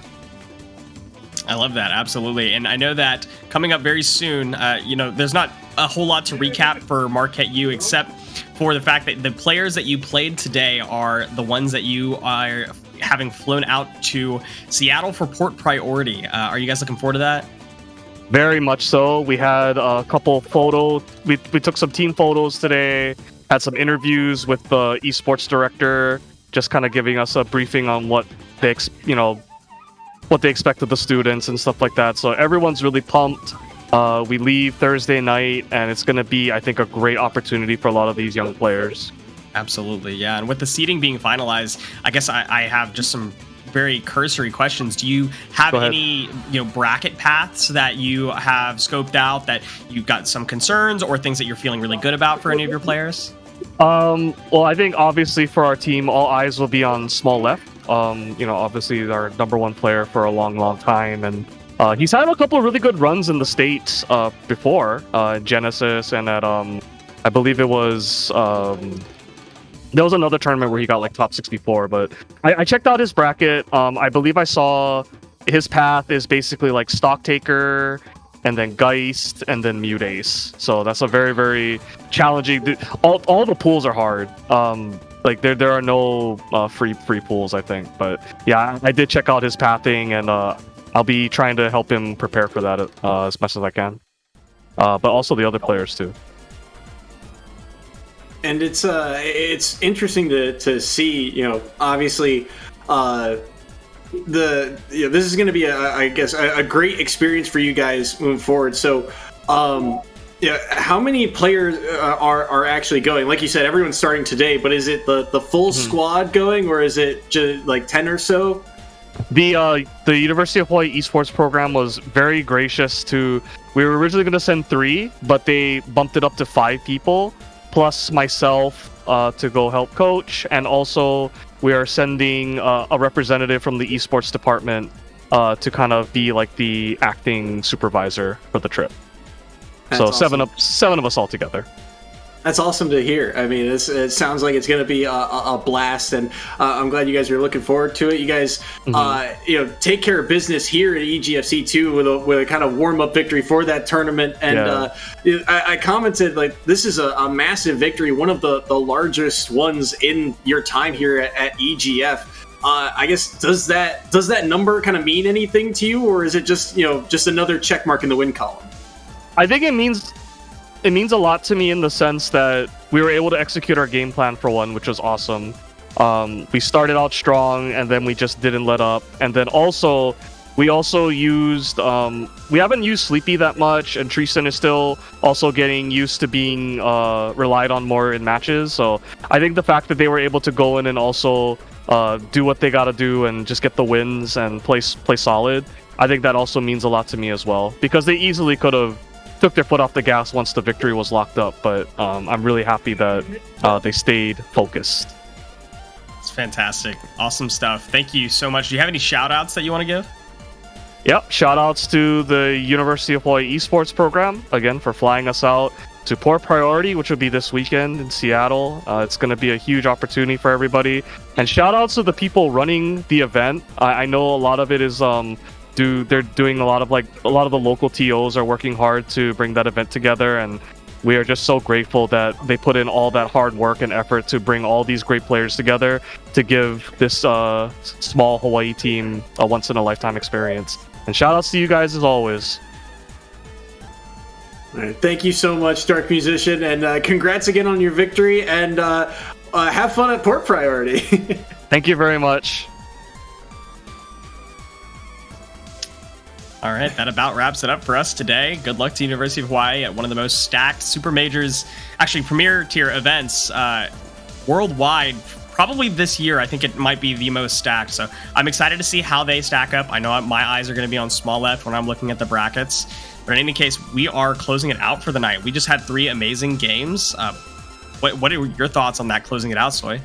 I mean, just another fantastic week here at EGFC, and can't wait to see what these schools bring to the table. Obviously, we get the rematch next week between these two, and obviously Hawaii is going to come in as a favorite for that. But I'm excited to see how Marquette can kind of turn things around from this, because you can tell that there's a lot of good in their gameplay. They just ran into a lot of bad matchups here and really struggled against certain game plans. But these are the types of losses that it hurts in the moment, but you just kind of say, for some players, that's the spark that they need.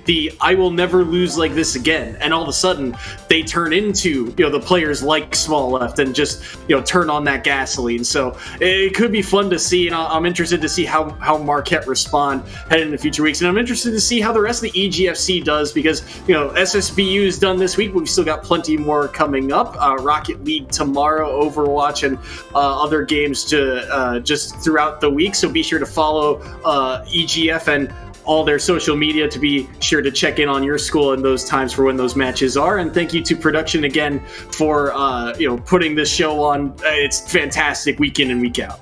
Yep, best production in the game. Thank you, Soy, for joining me. I'm Kevin with a K. Obviously, Soy on my side here as well. We had a fantastic time, and we will see you guys next week.